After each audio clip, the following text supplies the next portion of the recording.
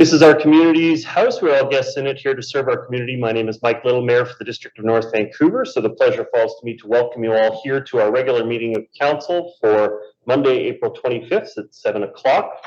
This meeting is being held in a hybrid fashion. That means members of the council, the staff, the public are participating in this meeting both in person and virtually. And as we're going to see, some of the speakers tonight probably will be both in person and virtually as well. So look forward to that. Council, we have an agenda that's been circulated. Are there any errors or omissions from the agenda as presented? Hearing none, will someone please move adoption of the agenda? Moved by Councillor Bond, second by got Councillor Curran. Okay. Call the question. All those in favor? Contrary minded? Motion carries. Council, we do have a set of minutes. This is from the March 7th regular meeting of council. Are there any errors or omissions from the agenda from the minutes as presented? Hearing none, will somebody please move adoption of the minutes? So moved. Councillor Back, second by. Can I have a seconder? Oh, Councillor Curran. Call the question. All those in favor? Contrary minded? Motion carries. All right, fantastic. Thank you very much. The next item, council, members of the public, we start off every regular meeting of council with up to 30 minutes for input from members of the public. And so we start with people who have signed up in advance. And then we also, we don't run out the clock there. If other people would like to add their name and speak at that time, both in person or virtually, we make the opportunity for that. At this point on agenda items, I have the first speaker is John Lawless. John Lawless, welcome. And if you could come on up here and we'll get the microphone on for you.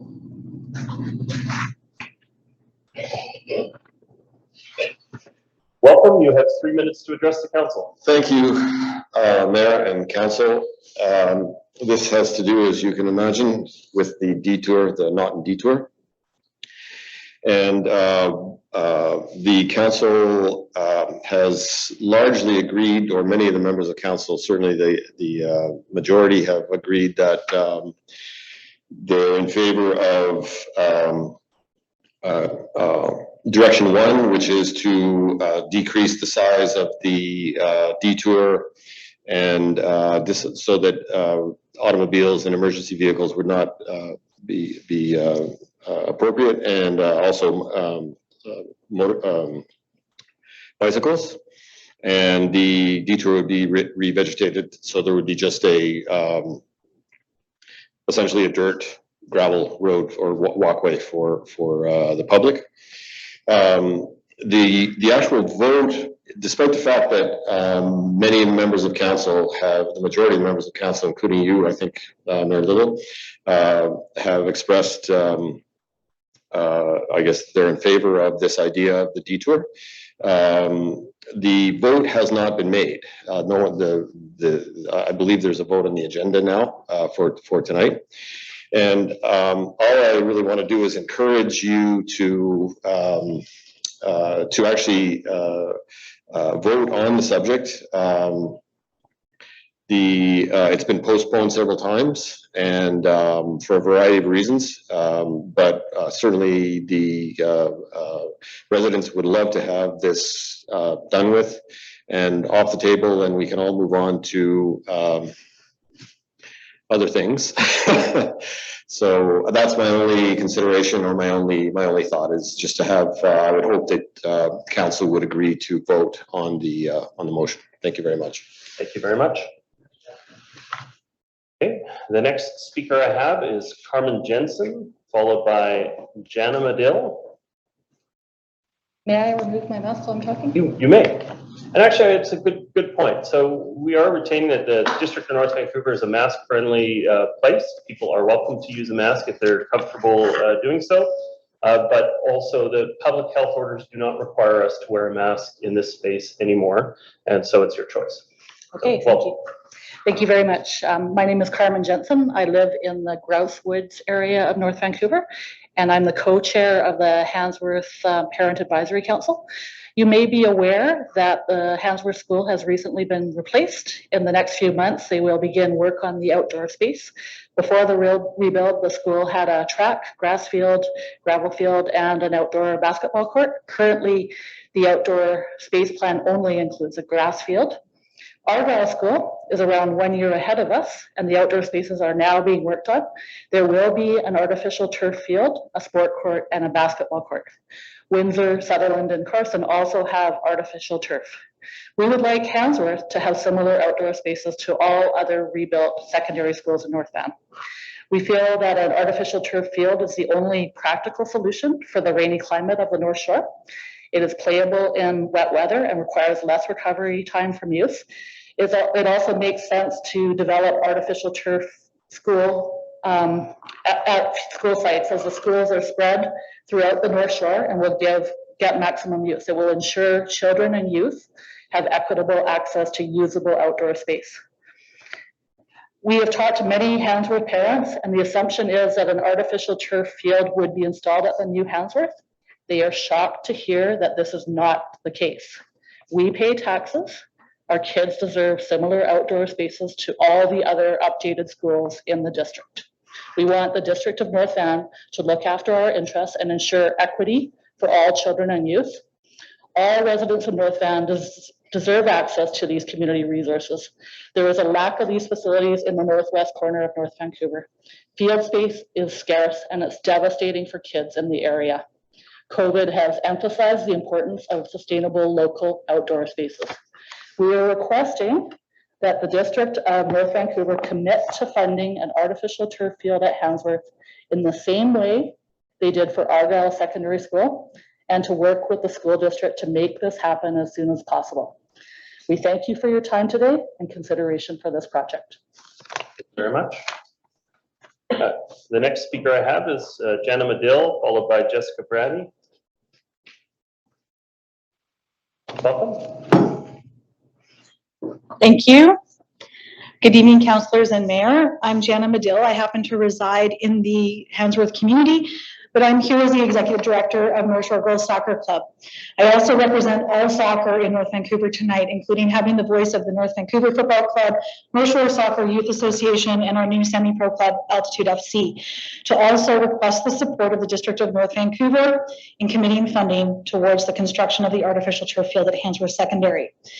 Combined, our organizations serve the largest group of organized sport in North Vancouver, with over 5,500 youth players and over 7,500 total North Vancouver voting families. Despite COVID, you'll be happy to hear that registration has remained strong, and it's bounced back to pre-pandemic levels in just one season. It's growing both in numbers and in programming demand. In the last 7 years, soccer programming has gone from primarily a fall-winter sport to a year-round sport. We have gone from programming 2 to 3 teams on a field to now 4 to 6 teams on a field during our core season. Spring has become so competitive that we have to cap our registration programs. This season, we turned players away in some of our younger age groups. We didn't have capacity for them on our fields in primetime hours. Altitude FC is training across the bridge at Empire Stadium because there is not enough suitable space on the North Shore. Our organizations have a tremendous working relationship already with NBRC, and we definitely do dominate the field usage in the fall and winter. Even still, we find ourselves challenged for appropriate field space. Grass fields are not available for practices during our primary season and are often closed during games from rain. Gravel fields are often muddy and they're full of puddles. They do not offer the same experience as artificial turf for youth soccer. Registration in our minis and grassroots programs continues to grow because we listen to our membership and we prioritize turf and indoor access for our youngest players, providing consistent and safe training environments for them to learn and develop a love of the game without muddy knees or skinned knees and muddy feet. 10 years ago, you should know that North Shore Girls built a facility of our own to attempt to address the field capacity issues on the North Shore. We already have a strong partnership with the school district for our land use, but as a nonprofit organization, we 100% operate and maintain that facility. And you should know that it's booked at 90% capacity, September to July, 7 days a week, 15 hours a day. It is proof that the investment in artificial turf pays off. All of our sports organizations require outdoor sports for fields for training. Artificial turf is the most flexible, the most cost efficient for maintenance surface to serve multi-sport and athletes of all ages. A new artificial turf field will support up to 2,080 hours of annual primetime weekday and evening capacity. This means additional training for 160 teams and almost 3,000 players each week. We ask that you consider future capital investment for new opportunities like Handsworth. Thank you so much. Thank you very much. The next speaker is Jessica Brady. Welcome. You have 3 minutes to address council. Good evening, Your Worship and councillors. My name is Jessica Brady. I'm a North Vancouver District resident and community volunteer, leader, and Handsworth parent and coach. I have gathered survey input from the parents of over 300 elementary school parents. Tonight, I'm also representing the interests of the North Shore Field Hockey community, specifically the West Vancouver Field Hockey Club and the Sea to Sky Field Hockey Club. There is very strong support for Handsworth being treated the same as other high schools in the district and having an artificial turf field. We strongly request that the District of North Van commit to funding an artificial field at this school and to work with the district to make it a reality as soon as possible. There is a saying, when in Rome, do as the Romans. Well, you might not know, but the North Shore is Rome to field hockey in Canada. The clubs here, despite the West Vancouver Field Hockey Club's name, they serve many North Vancouver members. It is the largest field hockey club in Canada. We are the home of our national teams, and many North Vancouver educated and raised athletes represent our country on the world stage. With the shortage of artificial turf fields on the North Shore that Carmen and Jana have already described here, there is very strong support for the field at Handsworth so that the broader community can use and benefit from these fields. Remember the pride we felt when we saw the women's national soccer team win gold this past summer, and contrast that pride with the knowledge that women's and girls' sports do not receive the attention and money that men's programs do. We need to draw attention to and celebrate girls' achievements. The Handsworth Girls Field Hockey Program is very successful, regularly succeeding at provincial championships and consistently performing as one of our most successful programs. Field hockey at Handsworth has been an integral part of the high school experience for many female athletes. Our program allows girls to be part of an inclusive school team with a rich history and lots of traditions. This has allowed girls to build a connection with our school and foster a sense of belonging, pride, and school spirit. But our field hockey and soccer teams currently need to travel to other fields to train and play. Of course, having a turf field at the school would not only reduce our transportation footprint, but also help make sports more accessible, visible, and celebrated. Celebrating our student athletes, male and female, helps build community. The power of sport goes far beyond the field. The investment now will pay large dividends to the North Shore community. Build it and they will come. Thank you for attention and leadership on this very important matter. Thank you very much. Okay, we have two other speakers that have signed up, but they are signed up to speak at the specific items, 8.6 and 8.8. But we still have time available, so if other members of the public would like to make themselves known, we'll add them to the list. I believe Hazen Colbert has raised his virtual hand, and so we've moved Hazen over as a panelist. Mr. Colbert, can you hear me? I can, Mayor Little. Can you hear me? Yes, I can. Welcome. You have 3 minutes to address the council. Thank you, Mayor Little, and good evening, council. And there's a lot of people here I see that are on the line. My God, there's 5, 10, 15, 16 people from the DNV staff, so I welcome all of you. The input that has been provided tonight with respect to artificial turf fields is actually very good input. It's a good input from the perspective of understanding that we have an inclusive community, and we want to include every possible person that we can with respect to sports fields. I have the advantage of knowing that artificial fields come with some risks to damage to various limbs knees, hips, etc. That does not mean we should not have fields. I want to make that very clear. I actually support more fields than we have now. What I would ask the DNV to do is to focus on taking some of the fields that we have now that are either dirt or artificial and promote those to being grass fields, which are in our actual climate, a great opportunity. Most grass fields in Canada have a big problem, which is by the time August rolls around, they have no grass. That's not the case in the District of North Vancouver. So let's, and I want to say I support every person who has spoken to say they want to see more fields. Please, District of North Vancouver, take the extra time to make those grass fields and reduce the risk of injuries that come with artificial turf. There are certain places where artificial turf is required, and Councillor Forbes and I live very close to one of those places, which was the old, God knows, Councillor Forbes, I don't know what you would call it. I call it the rock field, where soccer was played. Yeah, she's smiling because the problem with that field is it actually had a massive amount of water that drained onto it. There was no way to build a proper grass field there. It just could not happen. So artificial turf there was the answer. But that's not the case everywhere. So please, council, and please staff, where it is possible, please build grass fields. In the longer term, which means, 3 to 5 years, everyone will thank you because you're going to reduce injuries to all of the players, no matter what sport they're playing on those fields. Grass fields has a lot of advantages. Thank you, Mayor Little. Thank you, council, for hearing from me. And thank you, staff, for listening. Thank you very much, Hazen Colbert. Would anybody else like to speak in the public input period? Welcome. Come on down to the front.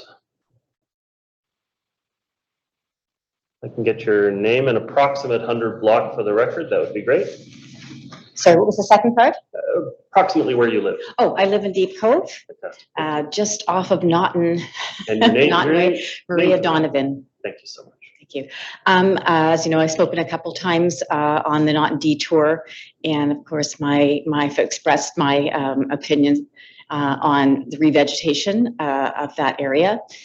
I'd also want to just comment on the fifth option that was put forward by district staff that talked about delaying the vote on Naughton until the Lower Gallant was decided upon, and what they were going to do with Lower Gallant.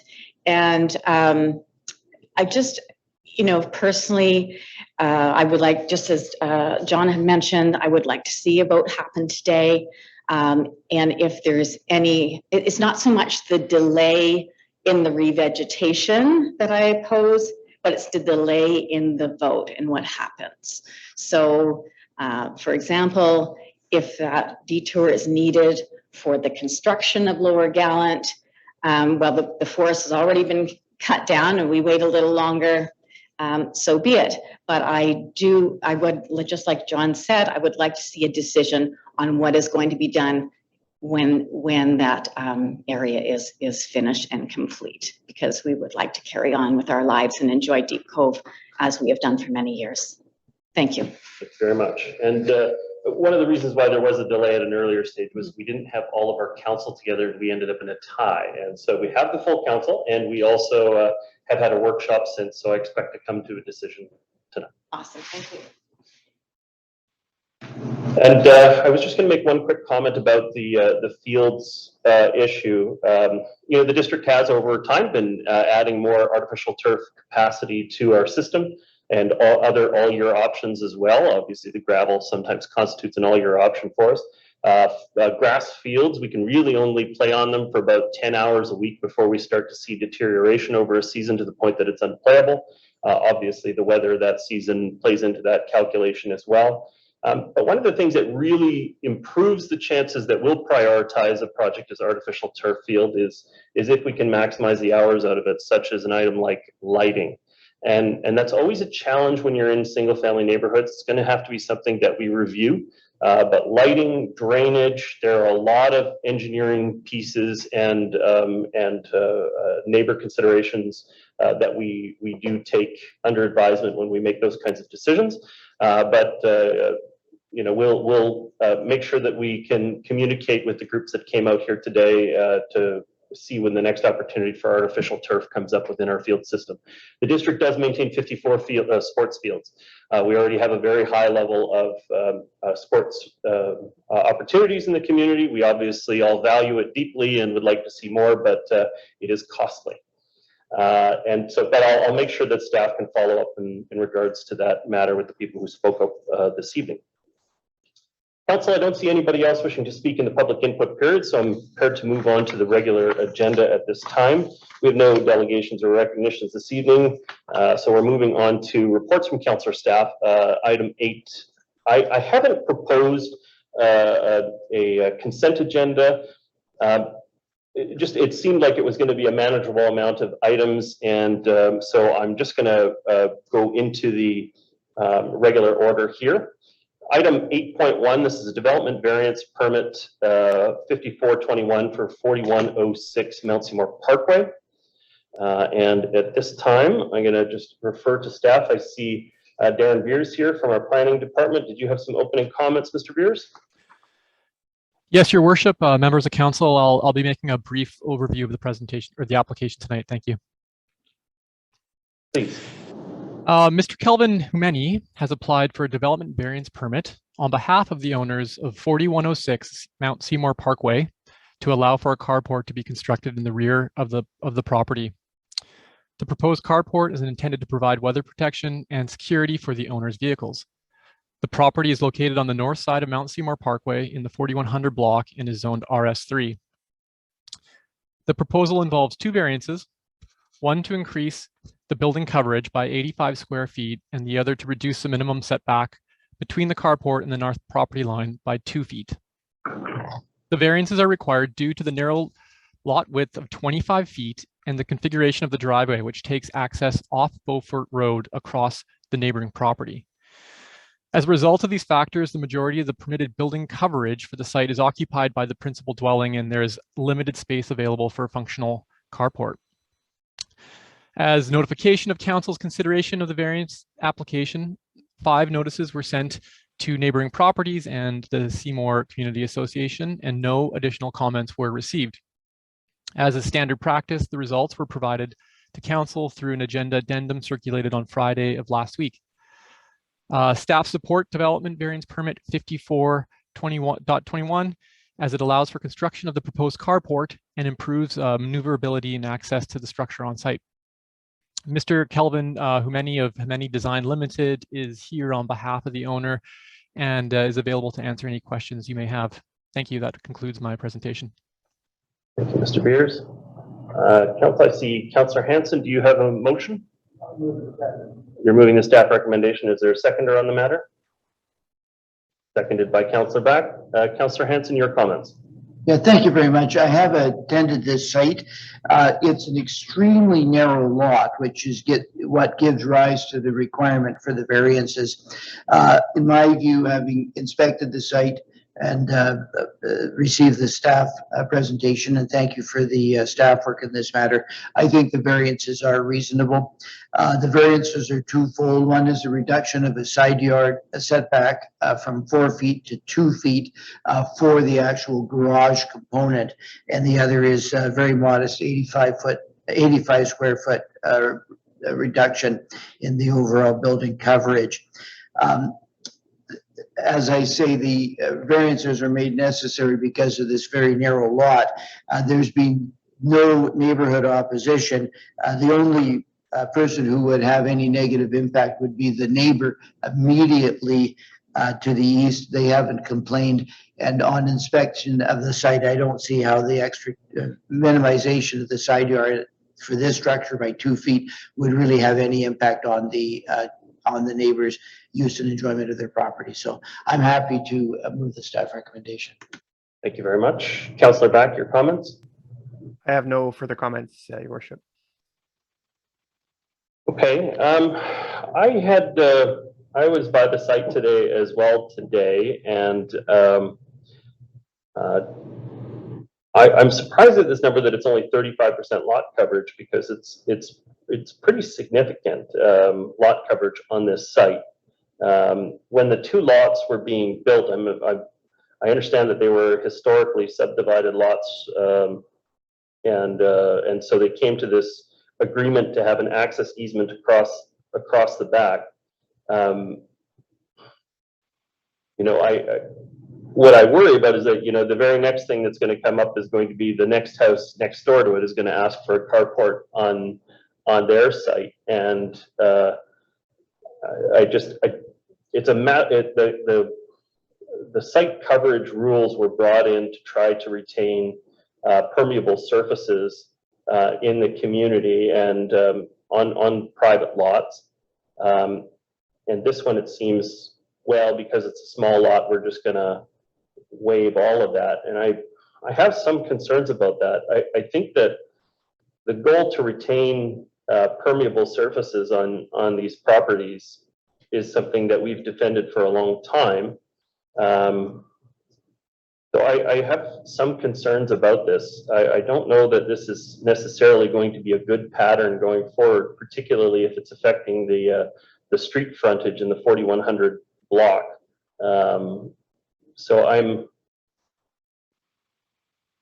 don't have a problem with the design. I don't have a problem with you know, the person having some protection for their cars. It's just the overall massing on the entire site just seems to be that we've allowed two small lots and we've allowed the coverage to be way over norm. Well, maybe I'm alone in that, but I don't know that I'm supportive of this, and look forward to hear what other members of the council have to say on the matter.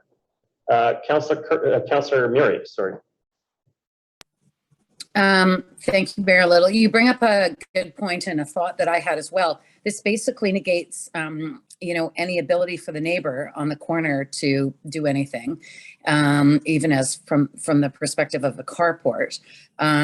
So can I have some comment from staff? Like, if they came in and asked for a carport, would it be able to be considered, given that there's a right-of-way across their back lot to get to this southern property? Your worship, through to Councillor Murray, I can answer that. There is an easement across the property at 1032 Beaufort, and so this easement would not impact the ability of the neighbor to install a carport of a similar nature. It would have to be reviewed on its own, in context of the site, and it may be possible. This proposal for 4106 is a very constrained site, and as you'll see, the carport is open on two sides and has shorter walls than normal to try to accommodate the structure on the site. And I thought it was more of a garage. Like, I thought the reason for it was to provide security for cars. So it looks from the drawing that it's more of a garage, not a carport. That's correct. It's a bit of a hybrid. It has a garage door on the side that would be visible from Beaufort Road, and it is open on the other side, which allows for a reduced setback on the east side. I guess my point is that if the carport for the neighbor, if there was any interest in the neighbor wanting to do this, like if we allow one, then we really can't allow the other one to do it. Like, the other one couldn't do the same thing because they need to be able to cross that property in order to get to theirs. If I can just maybe clarify, they would not be able to block the easement for the property owner at 4106 Mount Seymour Parkway due to the easement. Mhm. I know that we've got some challenges with, there's two properties on the corner of Mount Seymour Parkway and Riverside Drive. And it was a small lot that had been subdivided years ago. And two little houses were allowed to be built on it. And they did actually have garages, but the garages can't be used for vehicles because the right-hand turn into the garage with a fence that is surrounding the property now is almost impossible unless you have like a Mini. That's the only type of car, Volkswagen Bug, something really small to be able to make that right angle. So these, you know, these really small, challenging, accessibly challenging lots, you know, are a challenge. And I just wonder, you know, if it was a carport, maybe that you could go straight through. Yeah, I have the same concerns as the mayor, I think. This is a bit of a challenging one. And I understand the impact to the neighbor on Beaufort. It is the side of the house. It's not the front yard and it's the lower property. But I would say if the neighbor decided to build a carport in the same design without the roll door, there would be a wall on the neighbor's front yard on Beaufort. That's how it would sit from geographically. Thank you, Councillor Murray. Any other member of council have a comment?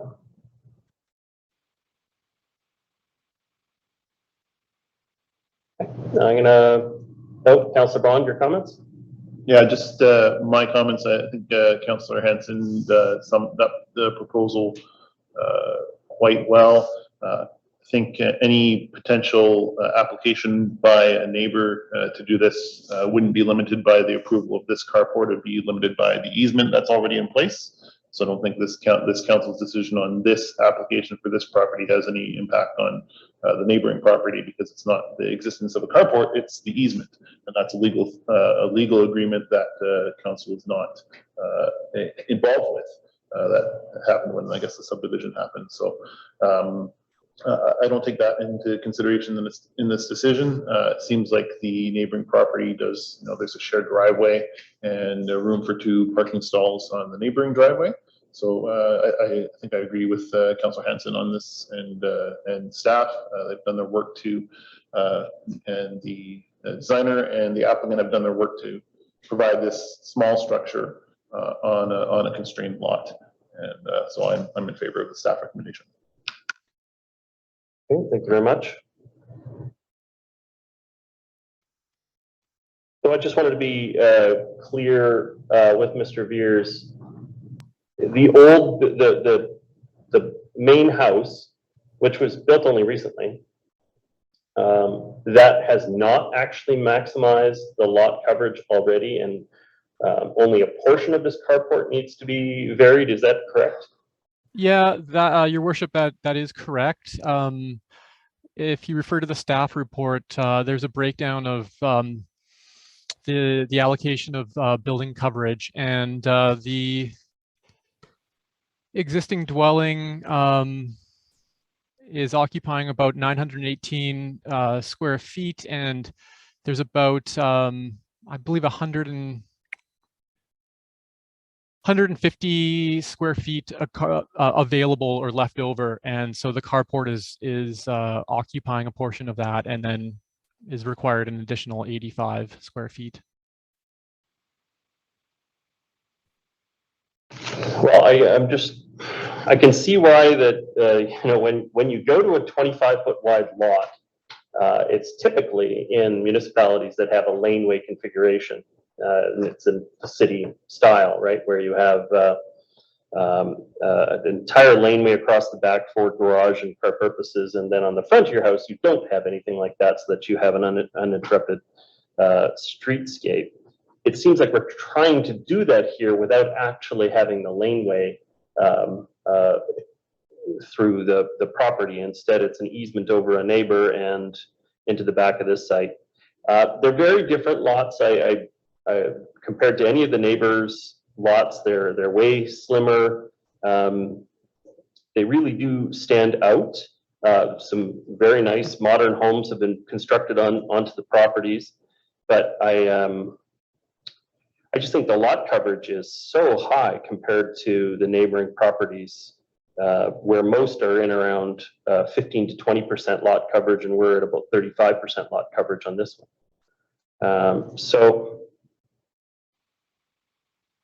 Well, I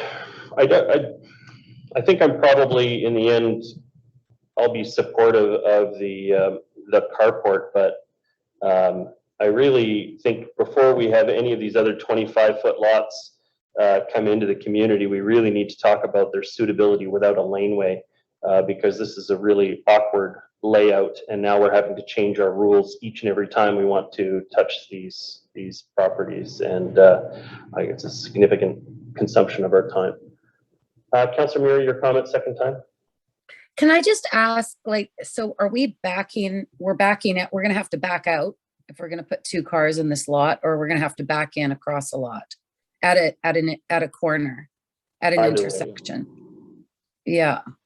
You know, if you were to, you know, if you were able to sort of swing in and then swing out, I mean, how are they accessing this property, Mr. Varys? Your worship, through to Councillor Murray, that's correct. The owner would back into this portion or pull in forward.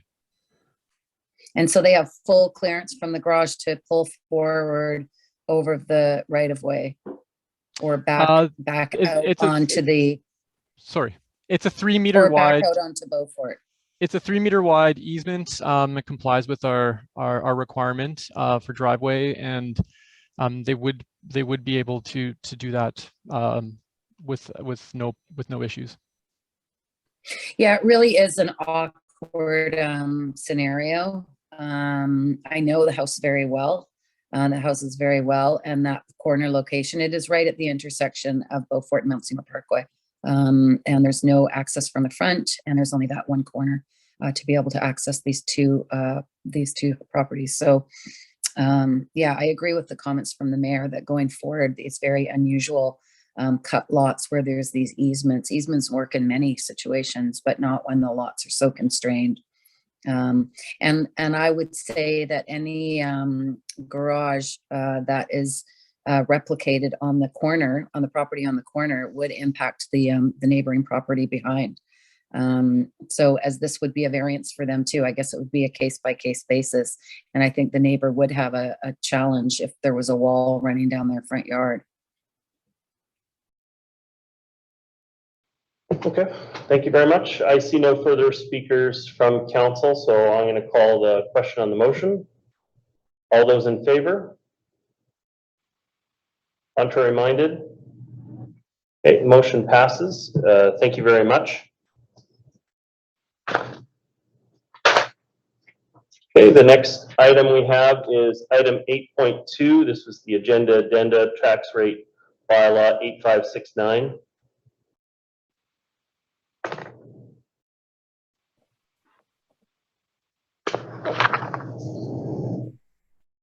Okay, and do we have any comments from staff to open us up?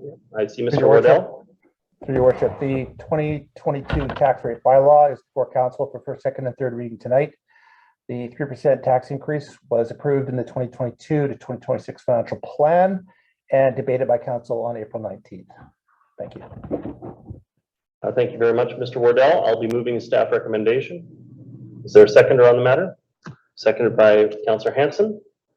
Okay, my own comments on the matter. I think that the budget, which we voted on previously, reflected our priorities. The tax distribution workshop that we had also took into account equity and fairness, and making sure that you know, the increased costs that we're bearing are being borne by all of the classes of properties, and so I think it's a fair recommendation, and I will be supporting it.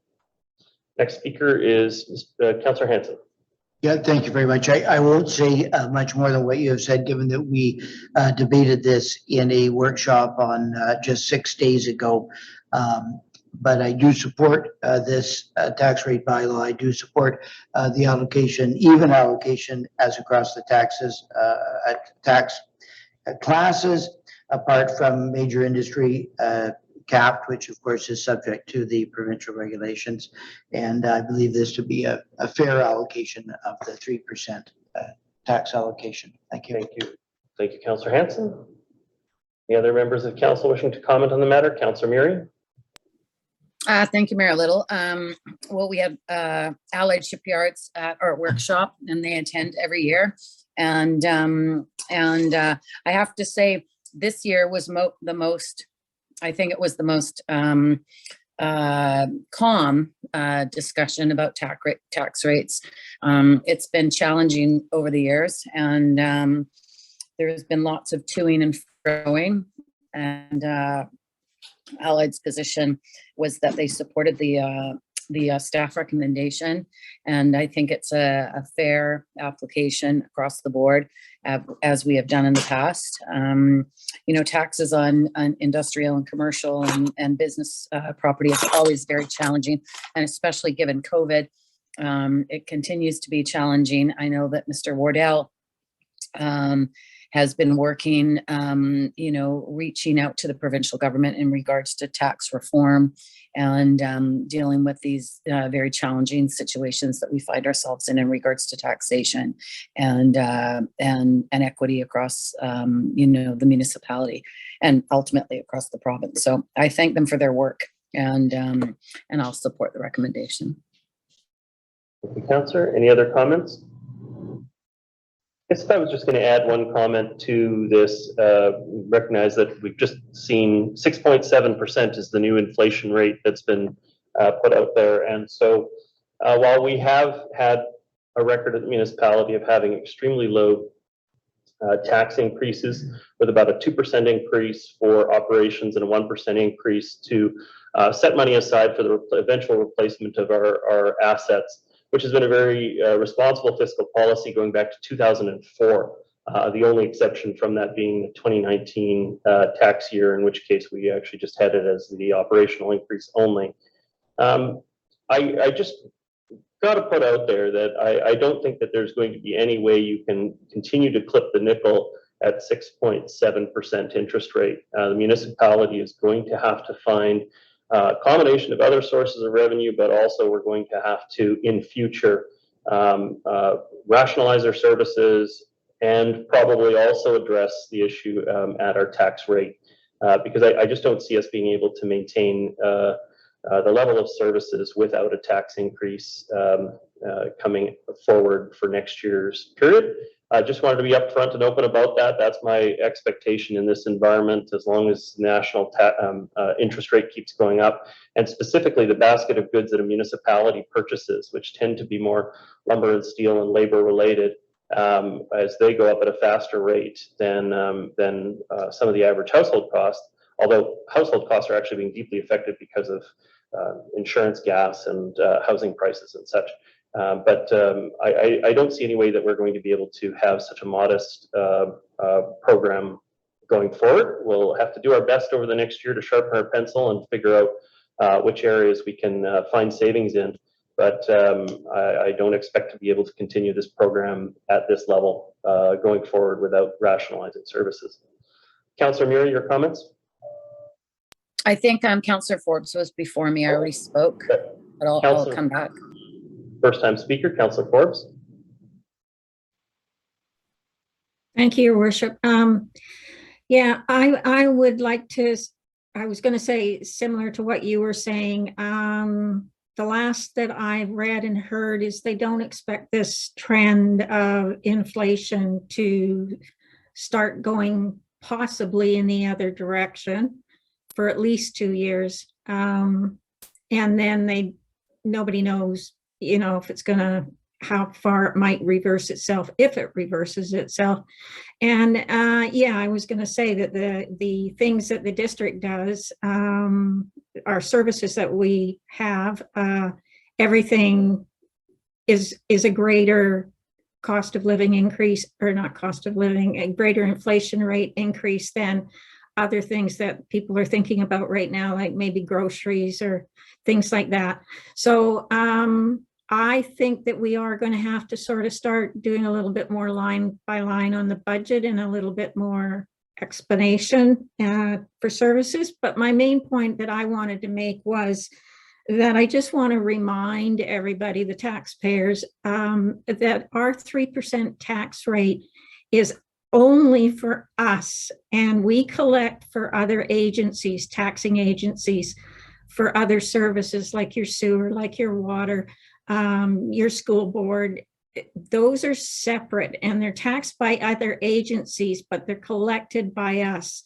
So you can't just take the assessment value of your house times 3% and figure out what your taxes are going to be.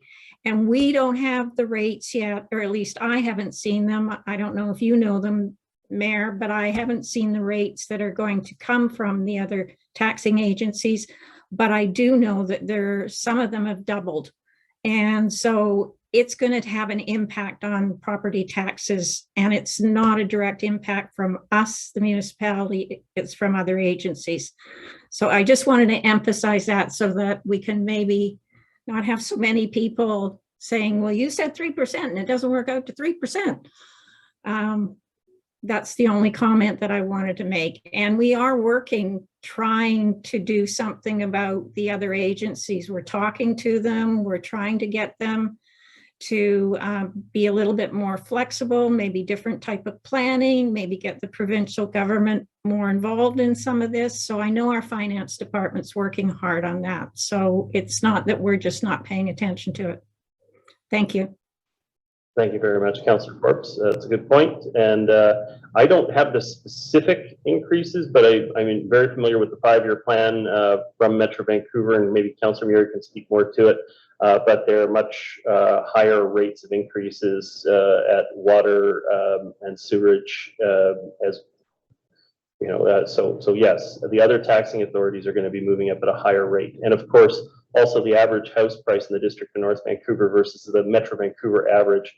We have a higher average house rate, and so because under our taxes, you're compared to your neighbors in terms of value. But when it comes to Metro Vancouver and transit taxes, you're compared to the values across the Lower Mainland. And so houses on the North Shore tend to go up at a more dramatic rate than in other places in the municipality that have more representative or more average amount of taxation valuation. Councillor Murray? I was wondering if staff wanted to comment on Councillor Forbes's comments before I speak. Mr. Wardell? I know you've talked a lot about the school taxes too. I think that's an important one to point out. The province only sets one tax rate for the business class when it comes to school taxes.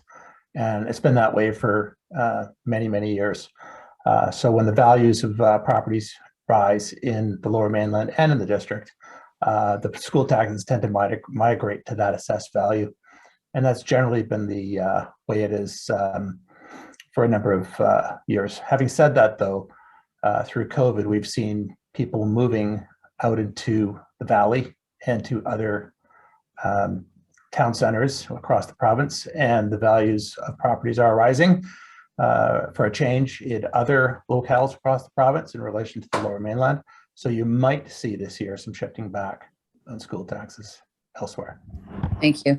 I think one of the comments that Councillor Forbes brought up during our workshop was in regards to, and the mayor's touched on it, just in regards to the utility charges that are going to be coming, that will be added on to those tax bills.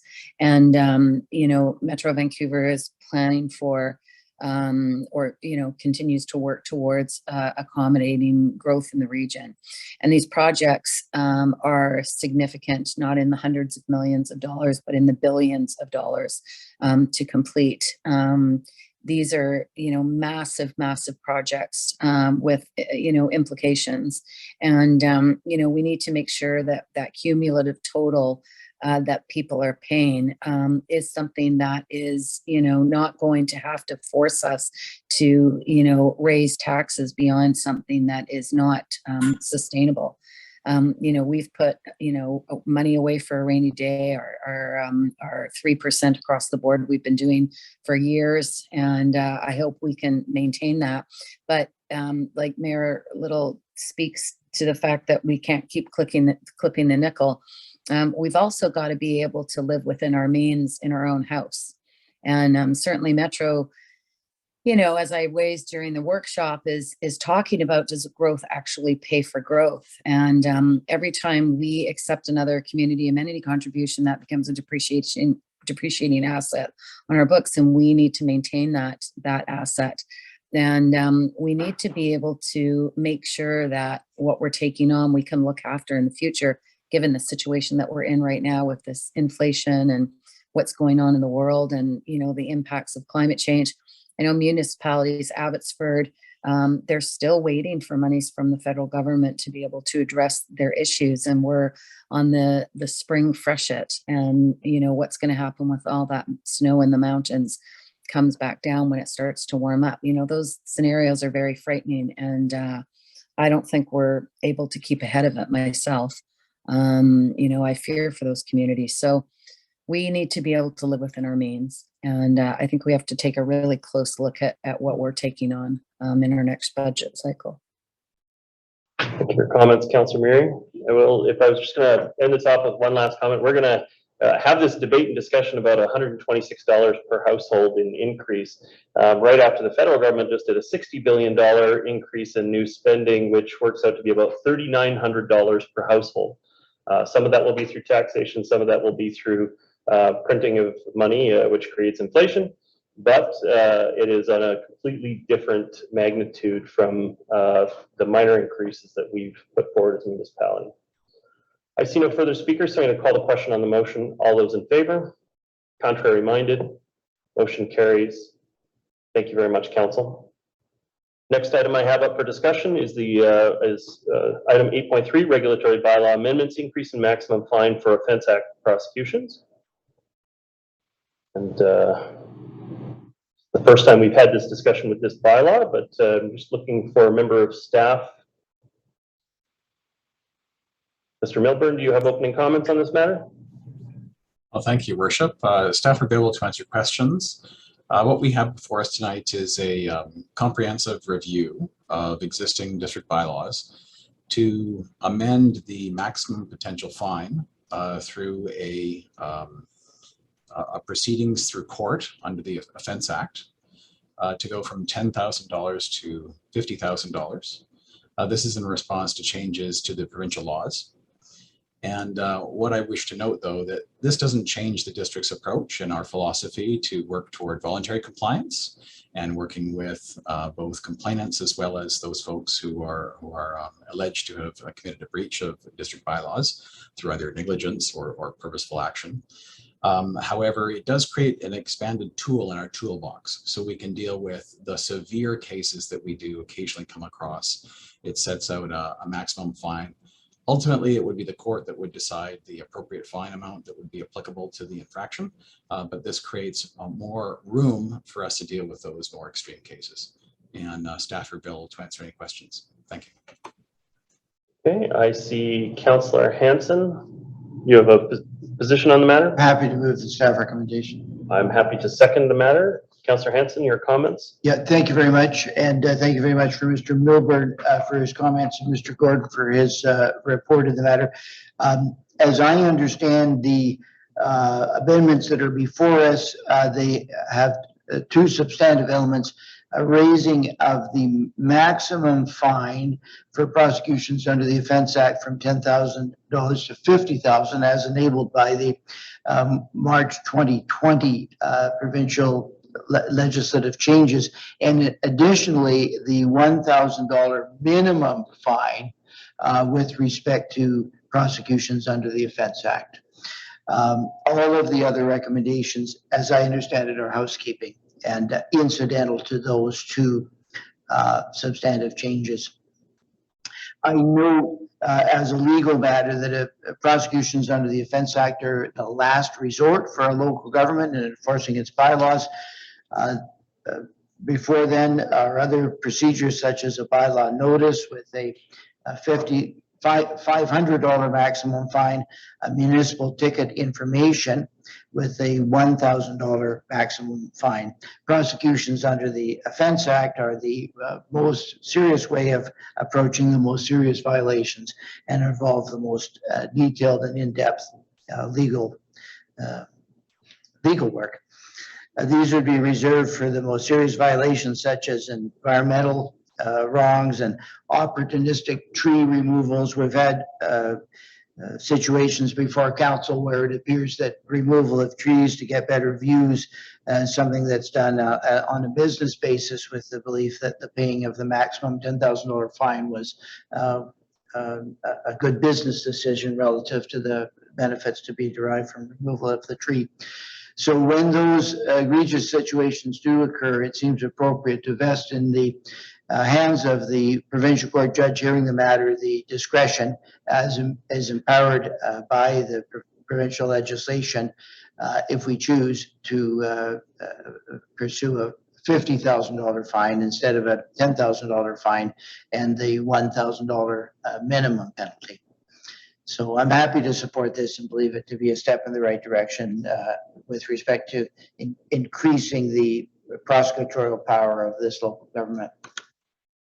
Thank you, Councillor Hanson, for your comments, and I'm supporting it for similar reasons as yours. I think, you know, I've actually been an advocate against increasing the normal fine increases, just trying to keep the tickets down relatively low, because I think in most cases, you'll see that tickets are actually very effective at reducing recidivism in most classifications. But there are groups of penalties in our system that people just consider to be the cost of doing business. And in many cases, they have very large dollar figure amounts attached to them, not just on the penalty side, but on the potential uplift of a property side. So Councillor Hanson specifically mentioned the trees. I think the case that comes to mind was the Capilano River Park, where Metro Vancouver had to go to court on their matter, and it was someone had cut down trees in the park, and it resulted in a significant uplift of the value of the property because it all of a sudden had a view of downtown. And that, when you realize that the uplift is sometimes in the hundreds of thousands of dollars, having a $10,000 bylaw limit doesn't make a lot of sense. And also, you know, the cost to prosecute these cases and actually take them to court, if it's out, fight someone for a $10,000 fee, there's no way on earth that the public are going to be properly compensated back for the cost to defend their public space. And so having a higher maximum amount will help assist with that. But I have to say, looking at the cases we've had to prosecute, I don't see it as going anywhere near far enough. In most cases, the municipality is only able to claim back recovery costs of about 1/5, I think we were talking about, of the total cost of these cases. And so while I still think it is justifiable for the municipality to be defending the public interest in those matters, there's no question that there's no return on investment necessarily for the public's investment in some of those cases. So having a fine amount that is representative of a higher threshold helps, but it's not going to go far enough to address the issue. But I'll be supportive of this move. Any other members of council wishing to comment on the matter? No further speakers, so I'm going to call the question. All those in favor? Contrary minded? Motion carries. Okay, thank you very much, council. Moving on to item 8.4. This is the Centennial Bursary Trust Fund. And I see Mr. Elio Iorio has joined our meeting, and so I'm going to go to you for opening comments on this matter. Your Worship, Centennial Bursary Trust Fund report recommends that council approve the award of 14 bursaries to eligible North Vancouver secondary school students in the amount of $820 per bursary. The bursaries, which are inflation adjusted yearly, are funded to a maximum of $300 each through the use of a pre-established principal allotment provided under the Centennial Bursary Trust Fund, along with $520 per award, augmented through the use of council contingency funds. The awards go towards supporting graduating North Vancouver high school students and reducing their financial pressures as they continue their education at institutions of higher learning. That's an overview of the report. I'll be moving the recommendation. Is there a seconder on the matter? Seconded by Councillor Forbes. My comments on this, I just wanted to point out that we've actually taken a different approach to the Centennial Bursary Trust over the last few years. This was originally a grant that was made to the municipality back, I'm assuming it's Centennial Bursary, so probably 1867, or was it the municipal centennial? Mr. Iorio, do you know? I believe it's the municipal centennial. Okay, so 1891, so 1991. Now, $300 at that time was, I guess, relatively significant towards cost of school. Now it barely covers the books for one class in many cases for my daughter. Anyway, and so the municipality has been using council reserve to move it up a little bit. But at the same time, we've also increased the number of people that we give the bursary out to each year. And the intent is to run down the principal on the original donation and do it with the intent of the bursary, which was to give students some assistance going forward. But it is the intent at this point for the council to run this program down by giving it out as frequently as we are allowed to do. And so that's why there's 14. I'll be supportive. Is there, who's the seconder on the matter? Councillor Forbes, you're the seconder on the matter. Your comments? You've made my comments very succinctly. I just wanted to explain that, how we had changed how we were looking at it as well, and that our intention was to run it down. So no further comments to add. Thank you very much, Councillor Forbes. Any other comments from council? Hearing none, I'll call the question on the matter. All those in favor? Contrary minded? Motion carries. Thank you very much, council. Okay, the next item up for discussion is item 8.5, electric bicycle and adaptive mobility device incentive feasibility report. And I believe we have, I see Mr. Joyce from engineering. You have some opening comments on the matter? Yes, Richard, maybe I'll start, and we have Brandon and Zach in attendance tonight. If council has any questions on the report.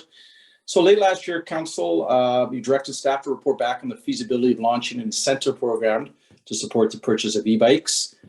The staff report tonight recommends that a program focuses on low-income residents, including e-bikes and adaptive mobility devices, where we think staff believe this program can make the biggest impact. Staff have been coordinating with the District of West Van, whose council is also supporting a similar motion. And I believe the City of North Van is observing us at this stage. The proposal tonight would conclude a budget submission of $135,000 in the 2020-23 draft financial plan. And as I mentioned earlier, Brendan and Zach are here, the co-authors of the report, if council has any questions. Thank you. Councillor Back, I believe this originated from your council report back in the day. Will you be making a recommendation? Sure, I will move the recommendation. Is there a seconder on the matter? Seconded by Councillor Bond. Councillor Back, your comments. Thank you, Your Worship, and thank you very much to staff for doing the work in preparing the report that we have in front of us here tonight, stemming from the motion that I brought forward last November.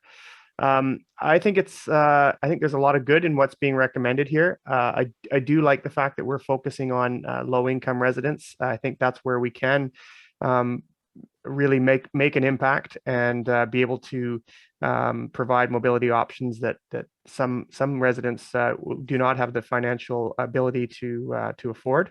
I also like the fact that we're including other adaptive mobility devices such as the electric attachments for wheelchairs. One of the most important pieces of this, should it move forward with council support, will be how we measure our success. So I'm just wondering if staff can comment a little bit on that. I know with Saanich, they were encouraging participants in the incentive program to sign up for the research study that's being conducted out at UBC. Would we be taking a similar approach with that? Through your worship, thank you, Councillor Back. Yes, indeed. We are also in correspondence with the University of British Columbia program administrators, and we would be very interested in using the same approach as the District of Saanich to have participants register and share their trip data with the university so that we would be able to get some really good metrics and statistics from this program after those funds have been spent. Thank you very much. I think that is really an important element of this whole thing is to see how we can change people's ways of getting around and utilizing something like an e-bike or one of these adaptive mobility devices. I think e-bikes, as I've said all along, are real game changers when it comes to moving people around in different ways. And I think this has the potential to support residents, to support businesses, that some of these people that, if they're lucky enough to participate in a program like this, may work at, may change the way they commute to those jobs. I'm glad to see that West Vancouver has a similar motion that they've supported, and I fully support working with them should this program be supported. But those are just sort of my initial comments. Thank you. Yeah. And Councillor Bond, your comments? Thank you, Mayor Little. I'm also supportive of the staff recommendation here. I'm wondering if the District of West Vancouver is also preparing a similar program. Are we sharing in the administration of the program with the District of West Vancouver, or are we both administering it on our own? Through your worship, thank you, Councillor Bond, for your question. The correspondence with the District of West Van so far has been around administrating it each independently using the same project criteria and proposal that we have developed. And we would also like to explore the feasibility of a third-party administrator, albeit we understand that might be at an additional cost. But we would like to investigate that feasibility to alleviate the pressure on staff workload as well. So during the program design phase, we will be investigating that along with the District of West to see if that's going to work forward. Okay, that's great. And similar to Councillor Back's comments, I think I myself was an early adopter of electric bikes, and most of my transportation is done by electric bike, including shopping, work, traveling with my children to all the things that small children need to go to school, preschool, and all the various activities that happen after that. I think targeting this program specifically to people with lower incomes can actually make a big difference. We've got a lot of work to do on the infrastructure in the district, but transportation costs, especially the cost of owning and operating a vehicle, insurance, fuel now more than ever, take a very significant portion of the incomes of people with lower incomes in our community and across the region.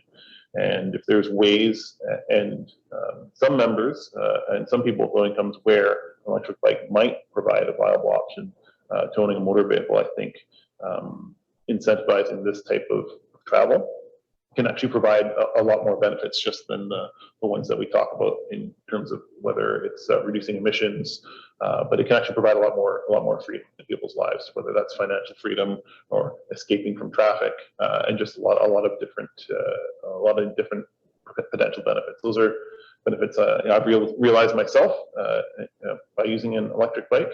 I don't necessarily have to worry about traffic as much, or the traffic coming on the cut, because just go buy it on the side of the road. But I think providing this benefit and targeting to people with lower incomes in our community, I think we are going to see some great benefits come out of it.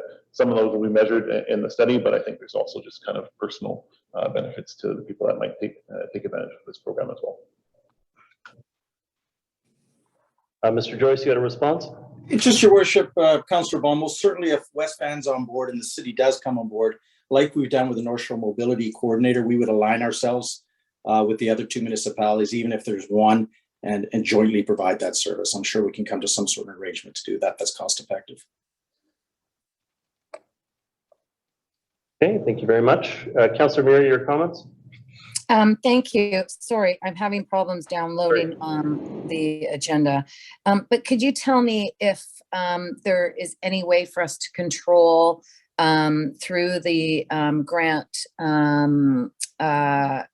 the type of purchase, the type of bike? Through your worship, thank you, Councillor Mary, for your question. Could you elaborate on Well, I'm just are you talking about recent- maybe a sorry, are you talking maybe the cost of the bike or the type of bike being a mountain bike versus a road bike? Well, I was just the recent reports on the news with some of the electric bikes that are having substandard batteries and they're catching on fire. And there was recently a fire in the district of North Van, just off Mount Seymour Parkway, actually, a neighbor of one of my girlfriends. There was a fire truck there last week and they had their e-bike in the garage and the battery was substandard. There was a story done on the news about it and it just, caught fire. And the bike was gone. So I hope that there's some requirement for us to have some, because I wouldn't want to have somebody, of lower income, acquire a bike and then have something like that happen to it. And I don't know what the insurance runs on those bikes. I mean, mountain bikes and road bikes, it's, the insurance is, huge and it never replaces the cost of the bike. So I would just want us to have some sort of oversight to protect the recipient and the purchaser of the bike in regards to these, scenarios that are sort of popping up. Luckily, not often, but, enough that it's a concern. Through your worship, thank you, Councillor Mary. I mean, yes, relative to the hundreds of millions of operational e-bikes on the road around the world, battery fires are extremely rare. But that said, consumers are safest buying a new e-bike or at least a new battery from a reputable brand. So we definitely want to be able to create a program that takes that into account. And in addition, consumers should also carefully follow instructions for charging the batteries on their properties, just as they would do like a new phone or an electronic device that has a lithium-ion battery in it. So one way we would be able to do this is work with local bike shops to ensure that the reputable brands are representative in this program, in this sale. And additionally, we could actually add to the eligibility criteria and have a list of eligible e-bikes that we would be able to provide incentives towards as well. And that would mimic other programs like the SUVI program that is administered by Fraser Basin Council for the province.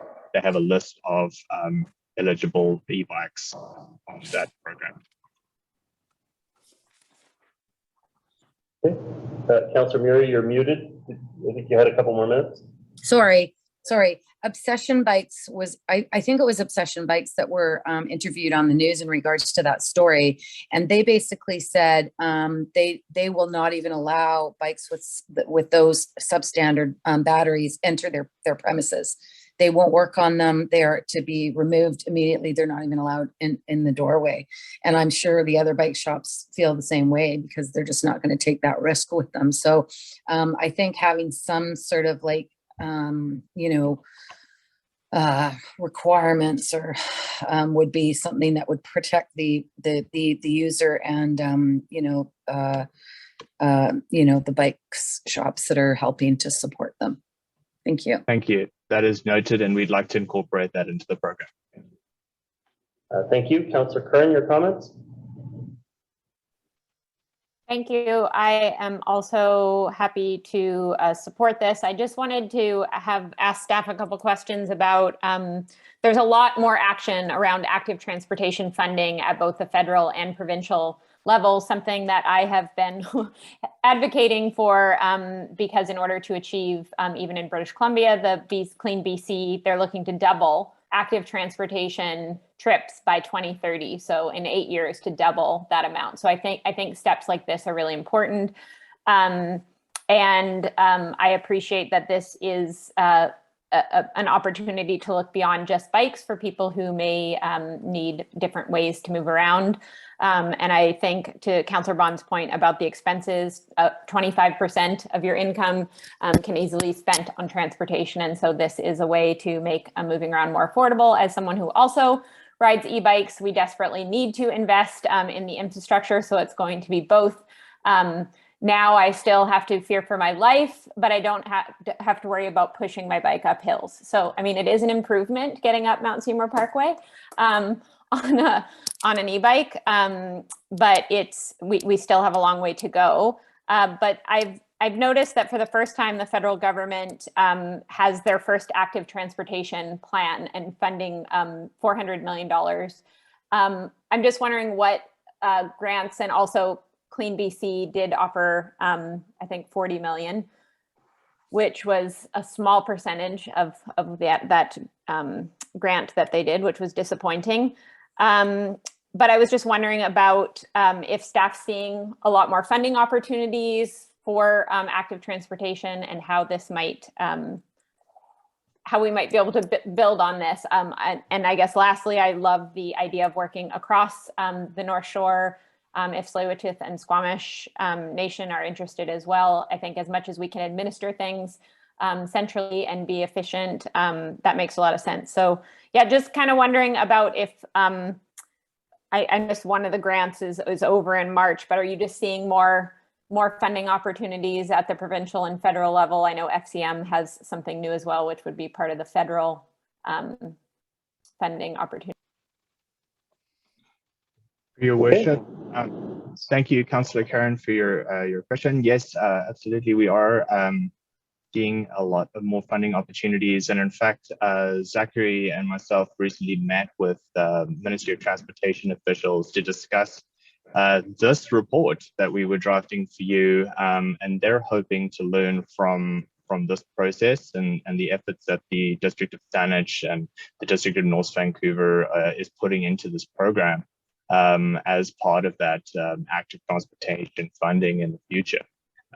So we're, working collaboratively with them, and we just hope to see some really good concrete investment into infrastructure, and hope to see some great investment into infrastructure that supports walking, rolling, and cycling, throughout our region as well. In terms of the nuts and bolts of those funding programs, I'd be happy to compile a one-page summary for you and give you a little bit of insight into that. But offhand, I couldn't give you specific detail. But if you would like that, I'd be happy to do that, send that to you next week. Thank you. I'm just general. I kind of wanted to sense the general energy around that space, because there is such movement for the first time at federal and more investments at the provincial level. So I wondered how that was being communicated at the municipal level, and I'm excited to hear about that. I think we have a long way to go, but it does seem like there's multiple orders of governance that are on board, at least understanding that this mobility transformation is going to require a lot of support at all levels, but certainly at the local level. So I think that's exciting. And I would love to see more folks out on bikes. It's a great way to move. And so, yeah, I'm happy to support this. And I thank Councillor Back for bringing something forward. And I love that idea of the government, another order of government saying to us, like, hey, what can we learn from you? And I think that does highlight the importance of municipalities moving first and faster, because we're able to be more lean. And I think this is a great opportunity. So congratulations for that, and thanks. I hope this moves. Thank you. Thank you. Just my own comments on the matter. I wasn't supportive of this at the earlier stage, and I'm still not supportive of this now. While I do think that the inclusion of adaptive equipment is a positive note, I did just want to say that I think the federal and provincial government are the right place for this kind of incentive to take place. Getting a one-time benefit to 100 people in our community versus what would amount to about 30 to 50,000 trips on the bus if we were to do this with fare saver cards or other ways to support people to get into an alternate mode of transportation. I think we could be much more effective with the fare saver program or some other mechanism rather than supporting what is ostensibly still a luxury item in our community. There's no assessment going on here as to whether somebody is a recreational cyclist or whether somebody is a commuter. In which case, we don't even know if they'd be taking them out of the daily grind on the roads. These items are also heavily back ordered throughout the commercial system, which tells you that there isn't the same challenge that we had with electric vehicles versus IC internal combustion engine vehicles. In that case, the government had to come along with an incentive because the problem was the consumer, when faced with those same choices, would always see that it was a 7-year return on investment in order to be able to go electric. And so the government came along and said, look, well, we got to try and equalize this a little bit to make it competitive. In this case, they're so heavily back ordered that it's not that there's the incentive moves you from being a pedestrian or a bus rider into being an e-bike rider. It doesn't necessarily take you out of a car. It doesn't take you out of a commuting stream necessarily.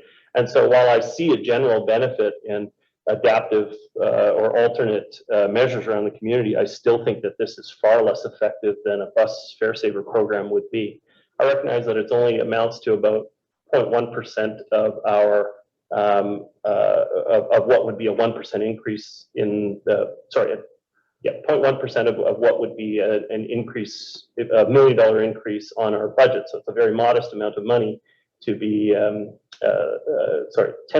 of $1 million increase, which would result in a significant increase in our tax rate. But I just don't think it's an effective incentive. It's a product that's already greatly in demand to the point that it's back order.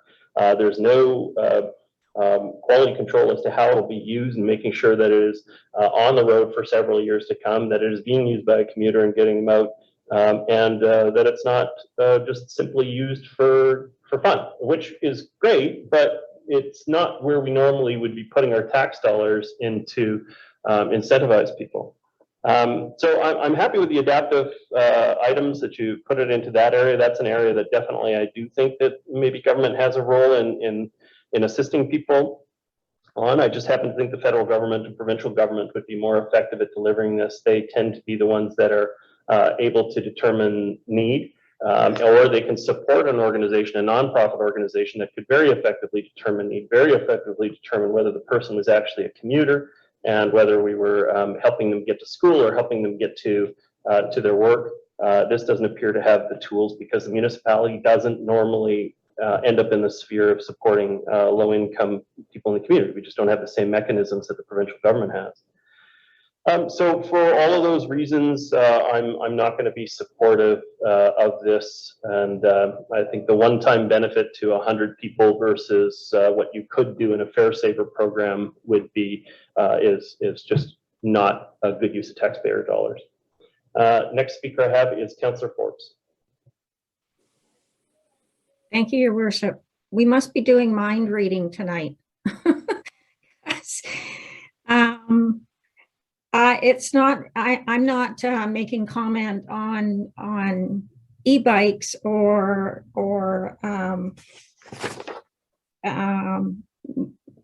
that sort of thing. What concerned me and what I looked at was how many people benefit, what's the cost, and although I think it's a good idea, I don't think we have the tools to manage this properly. And I also, just like we just said a little earlier in the evening, we have to start watching our budget going forward. And although this is a small amount, sometimes in the period of a year, we forget that we've okayed a lot of small amounts and they do add up. Another concern of mine is basically that I think that this belongs, as the mayor has said, it belongs with the provincial and the federal government to start subsidizing or encouraging with incentives for people to use these, to move their transportation into these different modes. And so I really feel that if we keep picking up the slack on some things, this is only a minor little thing compared to other things that they're downloading. But if we keep picking up the slack, even though this is little at the moment, they're not going to see the need for them to get terribly involved. So I would just, because it's not a great return for the dollar, and I mean that simply in return on the dollar. I don't mean it in equipment. I, again, like the mayor has said, there's other ways that we could help lower income people with transportation, that we get more bang for our dollar. And I also think we always, when we're going to okay something, we always have to think of that we're spending taxpayers' money. We're allotting all taxpayers' money. So I would rather put it into something like the mayor mentioned, like fares, fare cards, instead of this kind of thing to help lower income people. I think the idea is good. I think it just belongs in another government body that would have better control over it and perhaps get more involved and committed to it. Thank you very much, Councillor Forbes. Councillor Hanson, your comments. Yeah, thank you very much. I'm pleased to support this recommendation. From my point of view, it sends a message of our commitment, this council's commitment to active transportation. I believe that although the program is relatively modest and obviously will not only involve a certain number of residents of North Vancouver District, it has the potential to significantly assist some district residents to purchase e-bikes. In the big picture, it may be a small step, but I think it is a potentially significant step, and as I say, a step that sends a message supporting active transportation and a step in the direction of social equity. So I'm happy to support. Thank you. Thank you very much. Next speaker I have is Councillor Curran.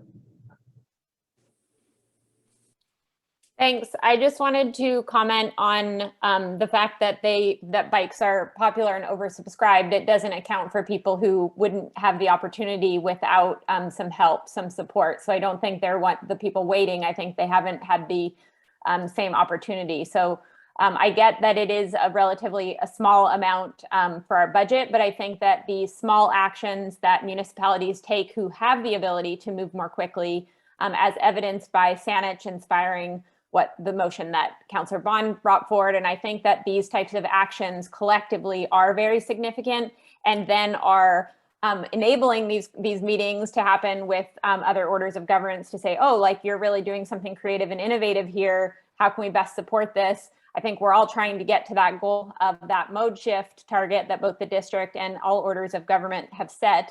And it is going to take some change. And I would also be happy to support, there's been no opportunity or no one's brought that forward, but other incentives for people, as you mentioned, Mayor Little and Councillor Forbes. So if anyone wants to support other ways to encourage alternate modes of moving and improve equity, I would certainly support those as well. So it's not an either or. To me, it would be both. Thank you very much. Councillor Back, your comments. Thank you, Your Worship, and thank you to everyone for your comments around the table here on this particular item. I just wanted to address something that the mayor said as well about qualifying people and how they use these e-bikes. I think that is an important part of this, and I think that's where we really want to encourage people that are a part of the program to opt into the UBC research that's being part of, that will happen alongside this, so that we can find out how people have changed their travel habits. And learn, how it's changed, how they're getting around and using it for their day-to-day activities. Because I think that's ultimately what we want to do, is get people out of cars, get people getting to and from school, to their jobs. And so this will allow us to see if that's in fact happening. And I also agree with Councillor Curran's comments. I would support other motions. You know, this is just a small one really in the grand scheme of the transportation puzzle, but I'd certainly support other innovative ideas to get people moving in different ways as well. But great discussion and thanks for the support so far. Thank you. Yeah, just my second time speaking. I have been supportive of reducing fares. I sit on TransLink's finance committee and on the main board, on the mayor's council, and I have been supportive of the exemption for youth, trying to make it so that young people in our community, in particular, get into the habit of using transit. I've certainly been a big encourager of my own kids using the transit service. They all have Compass cards, and we've been very supportive of them using that as an alternative mode. So I have been supportive of other programs that help to move people over into those areas. I just don't happen to think this one's an efficient way. You also have to run into some other challenges here. I mean, Nelson is quoted as one of the example municipalities for what they've done, and yet a couple of years after they ran their program, they were one of the first ones to have the program out. Almost all of the bikes that were incentivized are back out of circulation because the batteries, at the time, technology was changing. The batteries just couldn't hack it. And so it's still an overall technology that is improving. It's heading in the right direction. I just don't think that the product on the market today is going to last long enough to justify the $1,500 per bike of incentives directly from tax dollars. And so I'm not supportive of this method of doing it, but I have been very supportive of other ways. Just keep that number in your mind.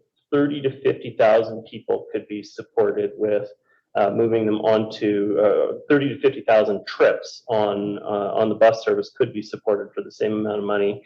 And I just happen to think that when you see the bang for your buck that you can get in supporting those options, it should cause you to pause on how much we're committing towards capital that is a depreciating asset in every single case here. And I'm just worried that it will have a similar outcome to Nelson, where after a few years, most of those bikes will be out of circulation and the benefit will be lost.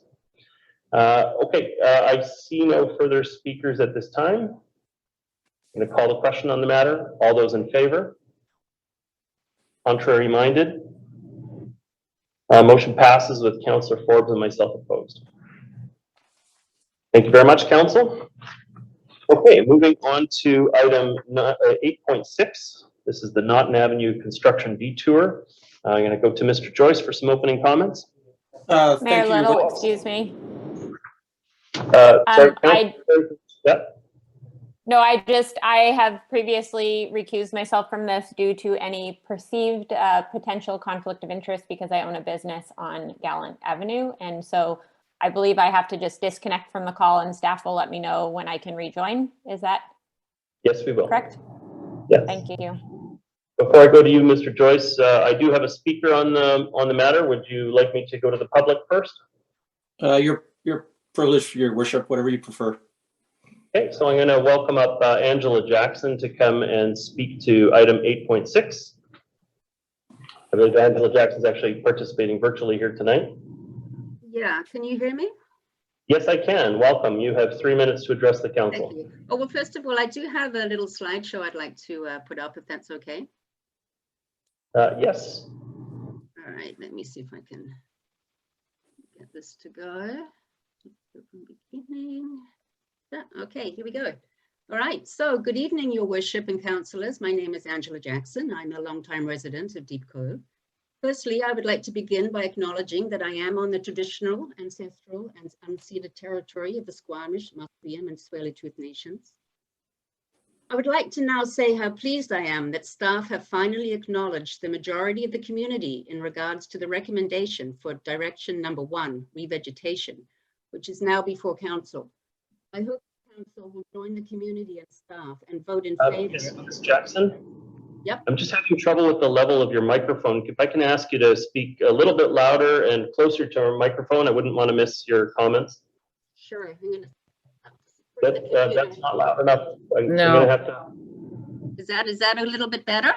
It's a little bit better, but 20% more would be great. If I can get you to, sorry, I know that may be uncomfortable, but if you can sort of yell into the microphone, that would assist us. Okay, I'll yell. I'll try anyhow.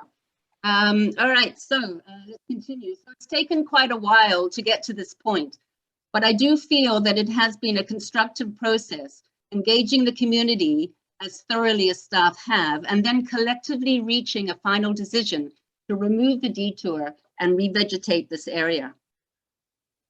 I am also encouraged to read that staff will consider proceeding with some sort of replanting in the very near future.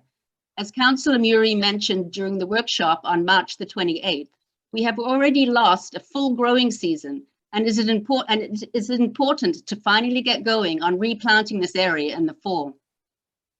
Unfortunately, it will never again be the natural wildlife corridor it once was, but it doesn't need to be the disgusting dumping ground that staff have allowed it to become.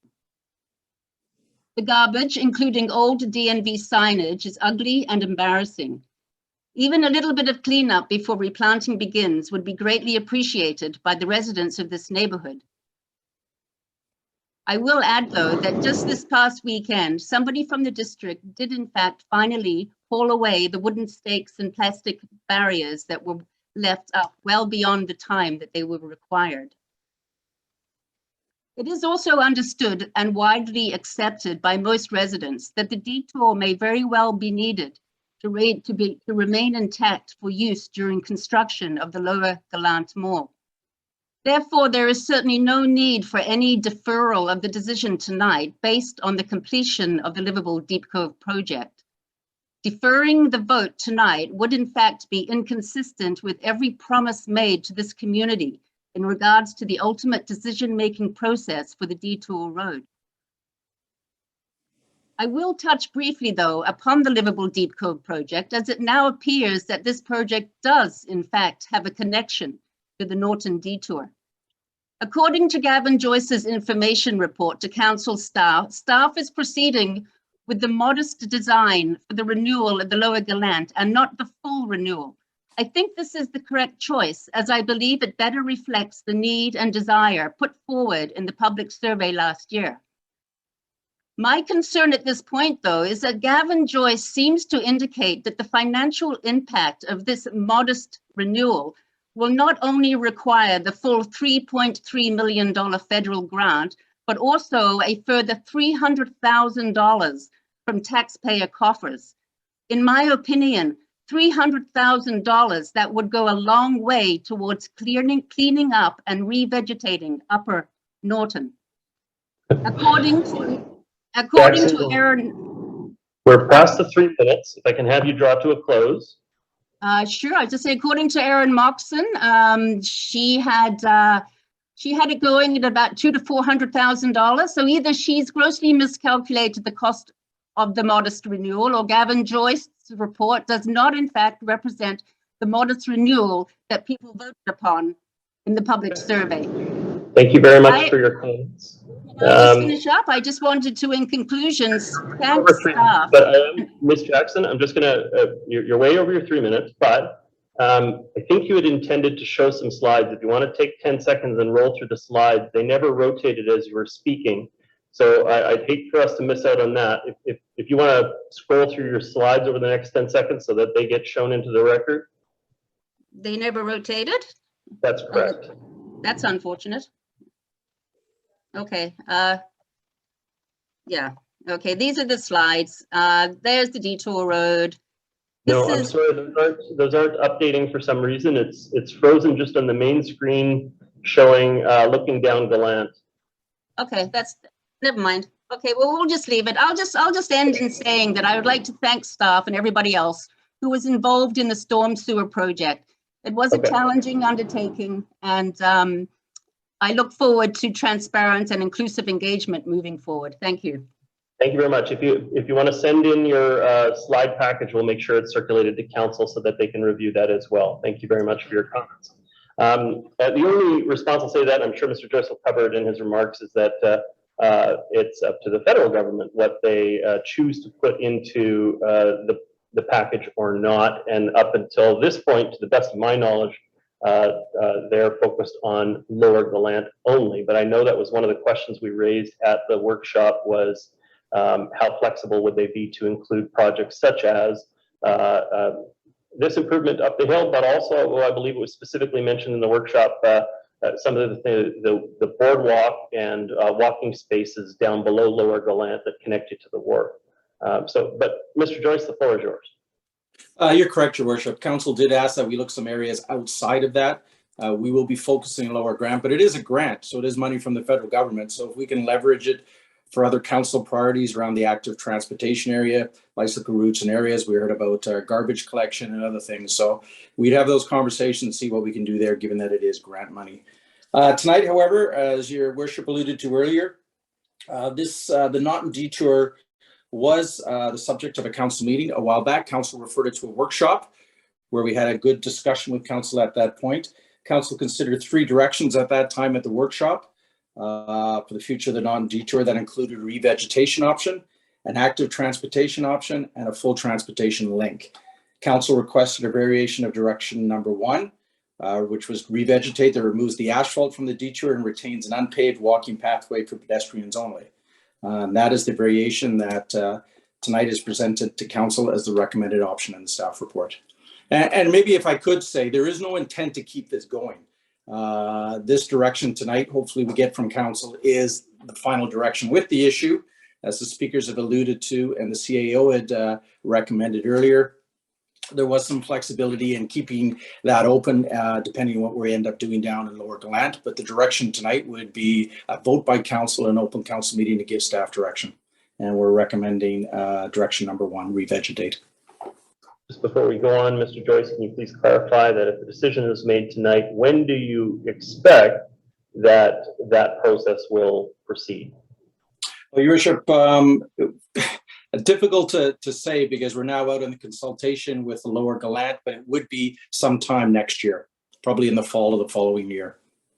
Okay, thank you. I want to be clear about that because I know some people have the impression that it would go tomorrow or some other such thing. There's no bulldozers waiting to go and do their work depending on an immediate decision. This is something that we would still have to fund and contract out.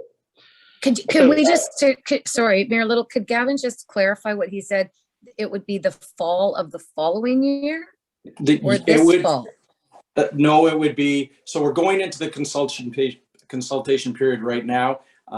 We'd be looking at tendering it. So I'm thinking sometime early in the new year. The fall would be the latest would possibly be, but right now the detour is open, for example, because we're looking at the sidewalk, final lift of paving and sidewalk panels on Gallant, but then it would be closed again, and it was closed several weeks ago as well. So it would stay closed. We just wanted to retain that option depending what happens on Lower Gallant, that's all. But I want to strike home that the decision is tonight on what the final version of the Naughton Detour is. There's not an appetite to continue this discussion. Yeah, and so I think that's clear that it would take place sometime between a year and a year and a half from now, depending on contracting and budget decisions leading up to that time. Right, and we need to return, Your Worship, back with livable Deep Cove or the Lower Gallant, and we'll be able to report at that time based on what we're doing when we expect that to happen. Thank you so much. Councillor Hanson, you're the first speaker on my list. I move the recommendation number option 1, revegetate, including an unpaved walking path. Thank you very much. Councillor Back, I have you as the next speaker. Will you be seconding that motion? Okay, thank you. Councillor Hanson, your comments. Yeah, thank you very much. I mean, this is a matter that's already worked its way through both the council debate and, as you pointed out earlier in the day, Your Worship, a 3-3 vote, tie vote.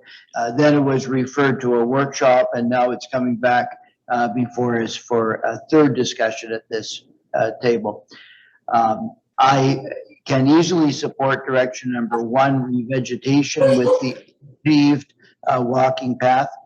I believe this recommendation most closely matches the wishes of the community, and I won't rehash a lot of the information that was presented both in the workshop and in the regular council meeting. But I believe it was clear based on the sampling that was done and the community engagement that this is the proposal that most closely matches the community's will. I also believe that this is the recommendation which is consistent with the promises made to the community at the time that the Naughton Detour, pardon me, was put in place, pardon me, in order to facilitate the culvert construction, as has already been discussed. I believe it's understood by the community that the asphalt will remain in place until the traffic needs of the Livable Deep Cove project are completed.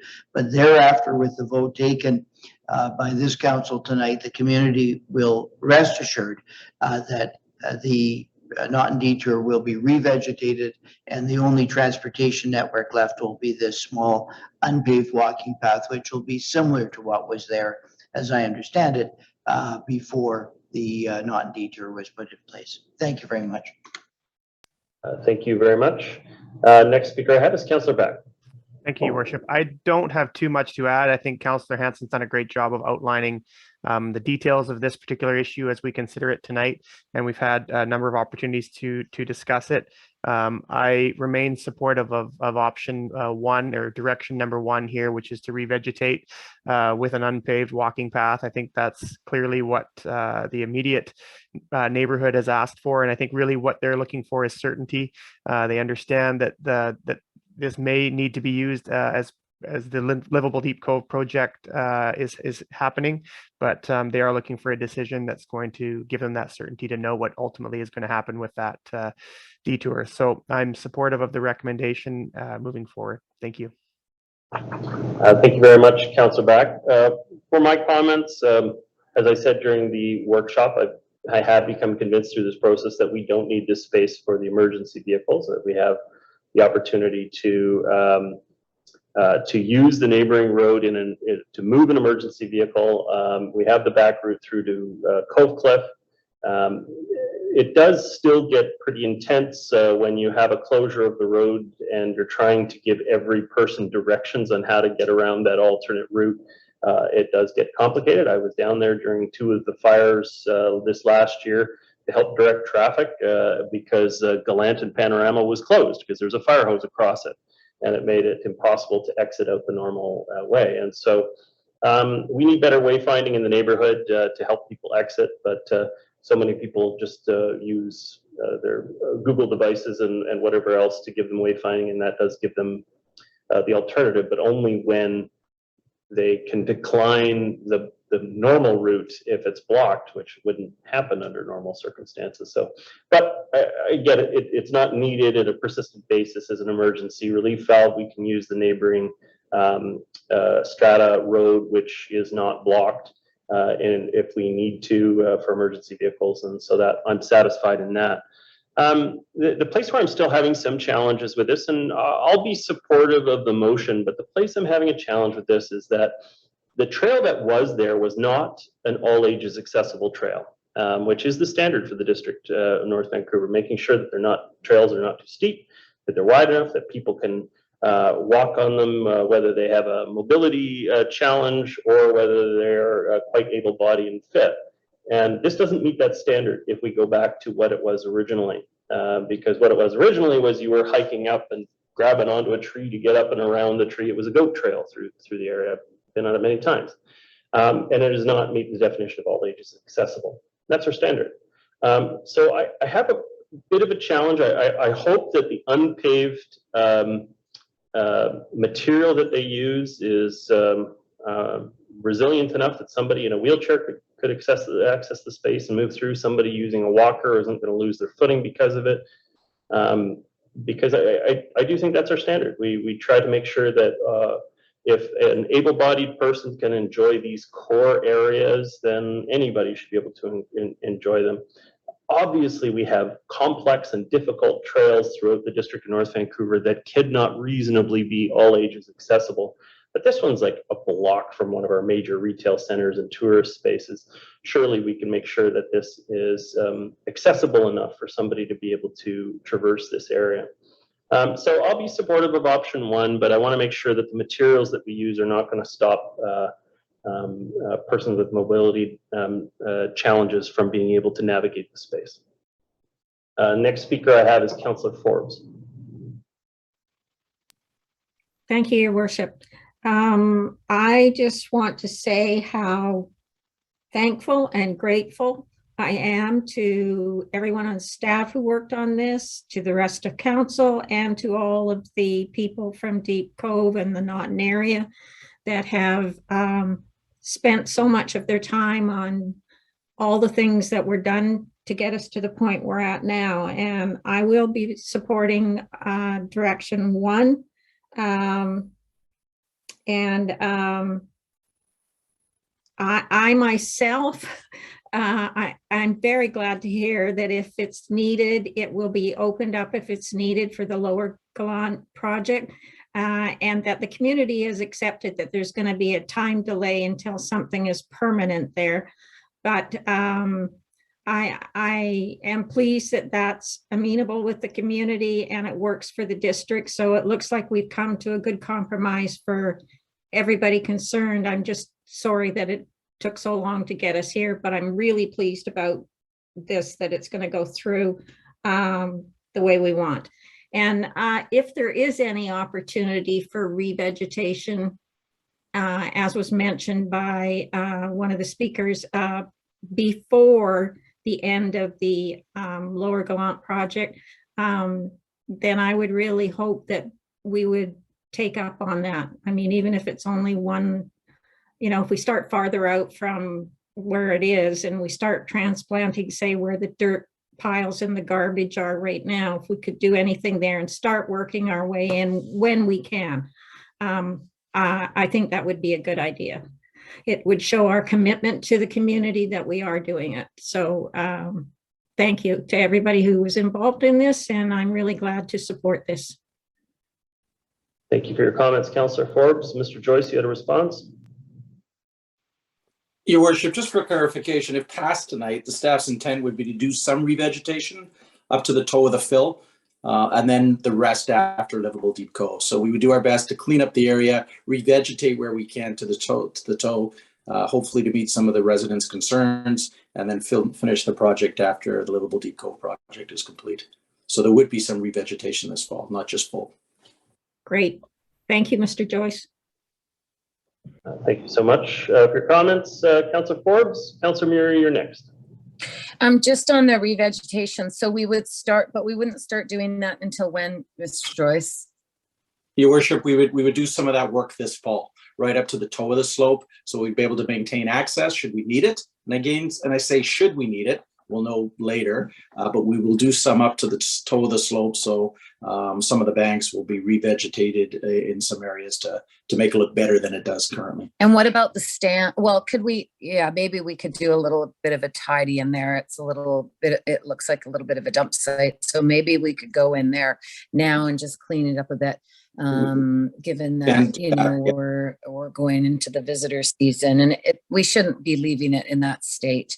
But how big are the stands that we're going to put in there eventually? Trees. We haven't done a landscape plan at this point, Your Worship, so I reserve. When we do that, I can certainly show that to council for information at that time. But we have to get that work. Yeah, I think that'll be an important thing. I think there could be some significant ones, and yeah, I think council's aware when we do that type of work, we do it well. We don't go a I know. half. Yeah, Bridgman is a good example. We did it. Yeah, so council could be we did a really good job at Bridgman when we had to take part of the park. Yeah. So I have the same concerns as Mayor Little, and I put up your hand if you've ever been in that little trail. Yeah, there we go. Yeah. So there'd probably be the majority of, like how it originally was, it evolved over the years. It used to be the bank that property where Lions Manor was, it was a big open grass field. And the Deep Cove stage was there. And that bottom part of that drop from Deep Cove Road was just a bunch of scrub trees. And it's where the kids went and drank when I was young. And, or, you know, younger. So it was just a big yard.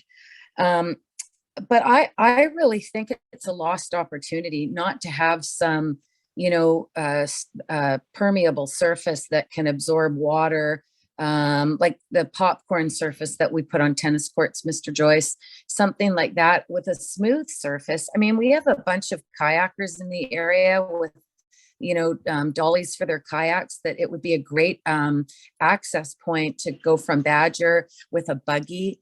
You know, maybe people with mobility issues that would want to go down there. We recently had an accident with a resident from Lions Manor with a walker who was going from Caledonia down by Myrtle. There's a little trail that goes sort of, it parallels Caledonia. It's just off Cliffmont, and there's a little strip of Caledonia, and then it sort of comes out by the apartments right next to the site.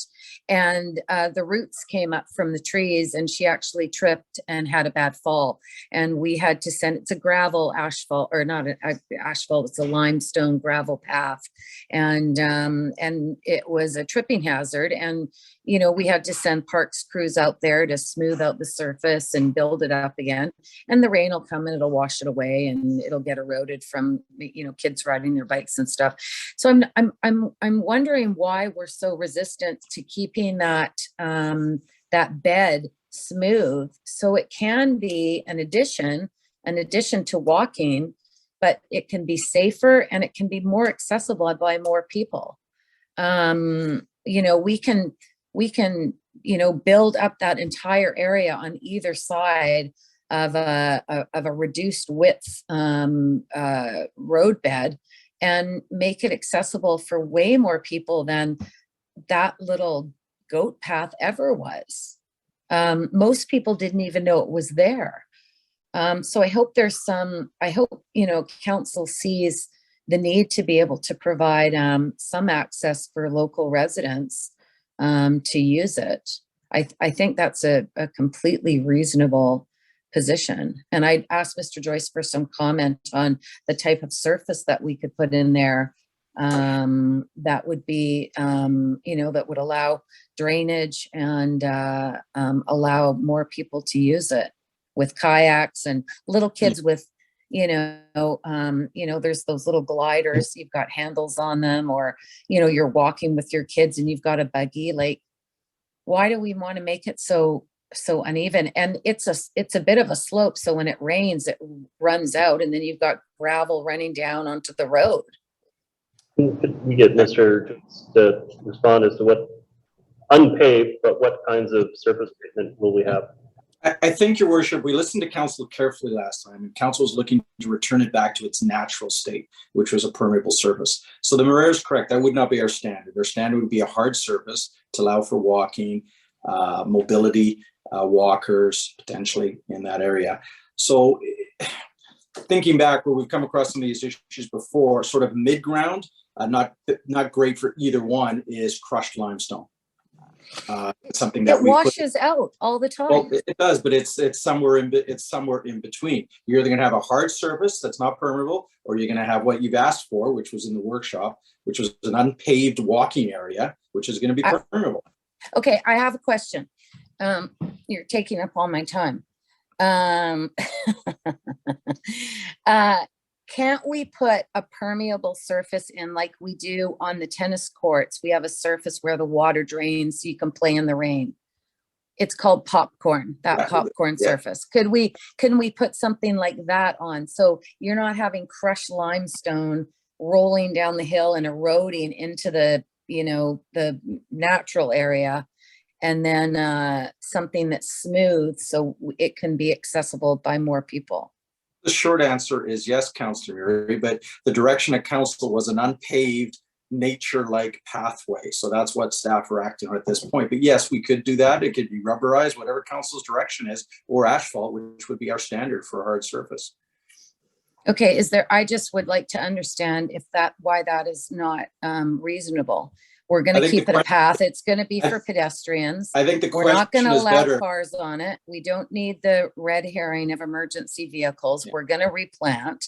Yeah. But we're at a 12 to 14% grade there, and I think the question is best suited to the other councillors and whether they would support a hardened surface there as opposed to the original permeable. Well, sorry, that I was asking the other councillors, not you. I thought you were finished, but thanks very much. I think I remember how to do this job. I'm glad we're getting along. Turn off your mic. There you go. And so I would ask that to the other councillors, that why would we be opposed to having something that was accessible for more people, for our seniors, for people with kayaks? If you see the dollies for kayaks, they're little tiny rollers that you clip your kayak on and then you roll it down the hill. I mean, it's a perfect kayak access area. And, for people that are coming from Badger along Deep Cove Road, it's a quick way to get down to the beach. Thank you, Councillor. We really need to think about this, because I think it's a big mistake putting limestone crush on a grade like that. I think it's going to be a mess. Thank you very much, Councillor Murray. And I think the motion as it's worded is very clear as to what range of finishes it could use, but members of council are welcome to share their concerns in their time. Councillor Bond, you're next. Thank you, Mayor Little. I'm going to be the odd person out on this one. I did take time to review the report and specifically the engagement results. And I do agree with council and members of the public that have sent in their correspondence around the number of people that have supported the revegetate option. It's about 47%. I do think, as I tried to communicate during the last workshop and the previous council meeting, I think there is an option here where the full transportation link can actually provide some significant benefits, not just to people that live and work and come to Deep Cove, but to the greater community. And so I'm not supportive of the full revegetate option at this time. I would prefer to have some more study and some actual designs done up. I think it's very easy, especially if you live close by or you're an adjacent neighbor to the Naughton Detour. It's very easy to remember what it was before, because it's been that way for probably most of people's lives, at least what they can remember. And so it's very easy to support a motion that over time you might have to see that type of forest or vegetated area returned over a period of time. I think it's difficult in a public consultation like this without any detailed plans, without any presentation of what could be the potential benefits of a full transportation link, to really get an informed amount of feedback from the greater community.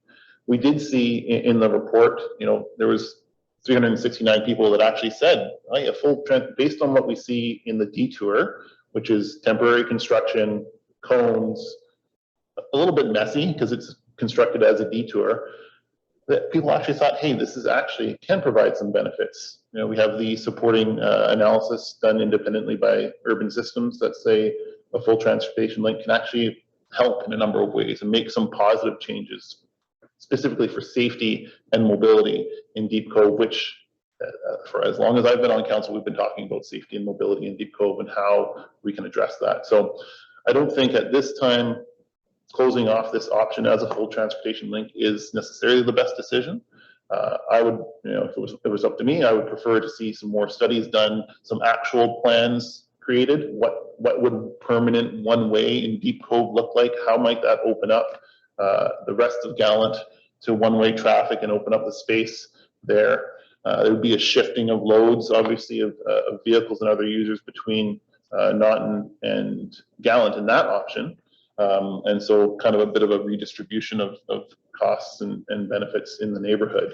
But I think that is a discussion we should have, and therefore closing off that option, at least right now, and voting to fully revegetate and close this as a transportation link is not something that I agree with.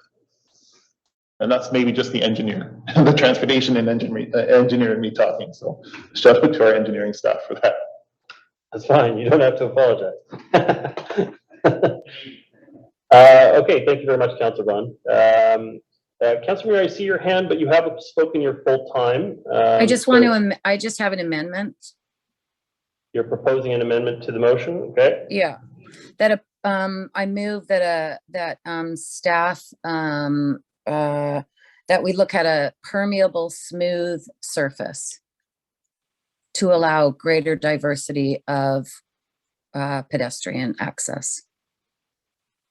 Okay, is there a seconder for the amendment, for the motion to amend?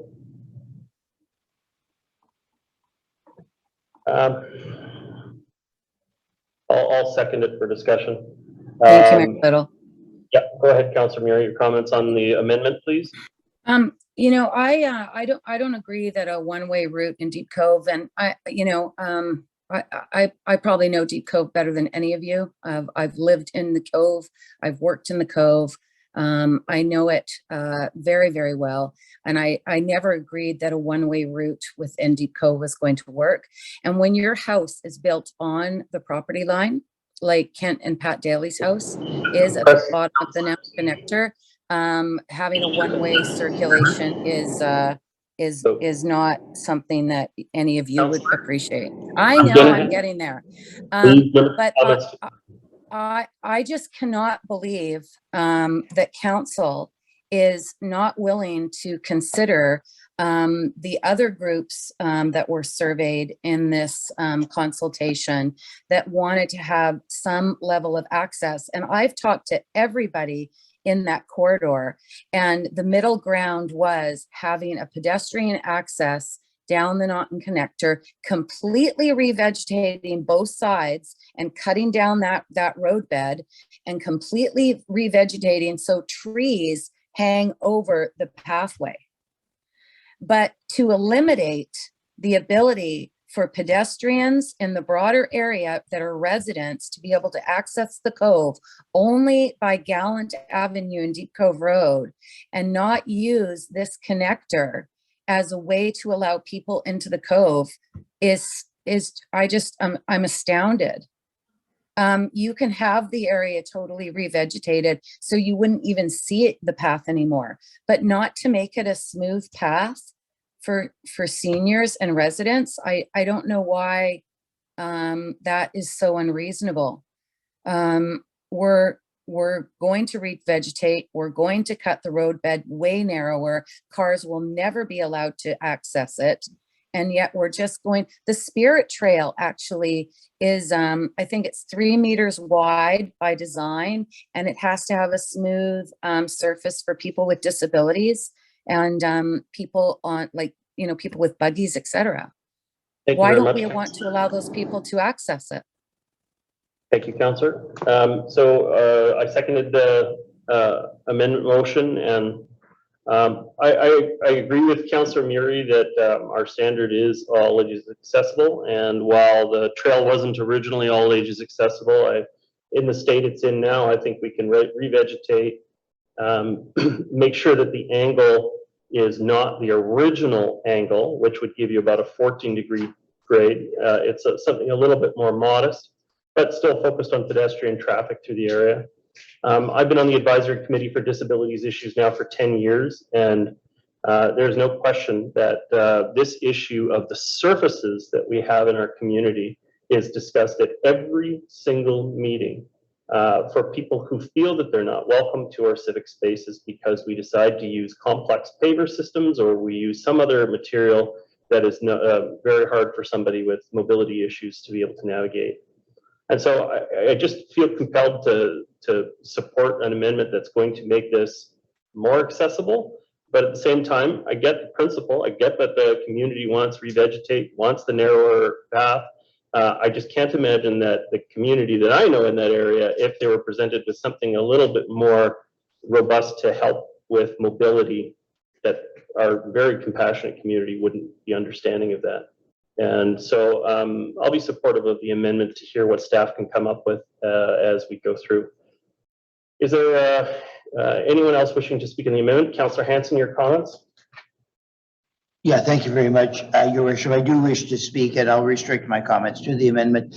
I think that the option 1, as set out in the staff report, revegetate, including an unpaved walking pathway, captures the consensus that was arrived at in the workshop and represents the best statement of our commitment to returning this piece of land to its original standing with its original amenity as closely as possible, and is consistent with the promise that was made with respect to the Naughton detour and the deforestation that occurred. So I do not support the amendment.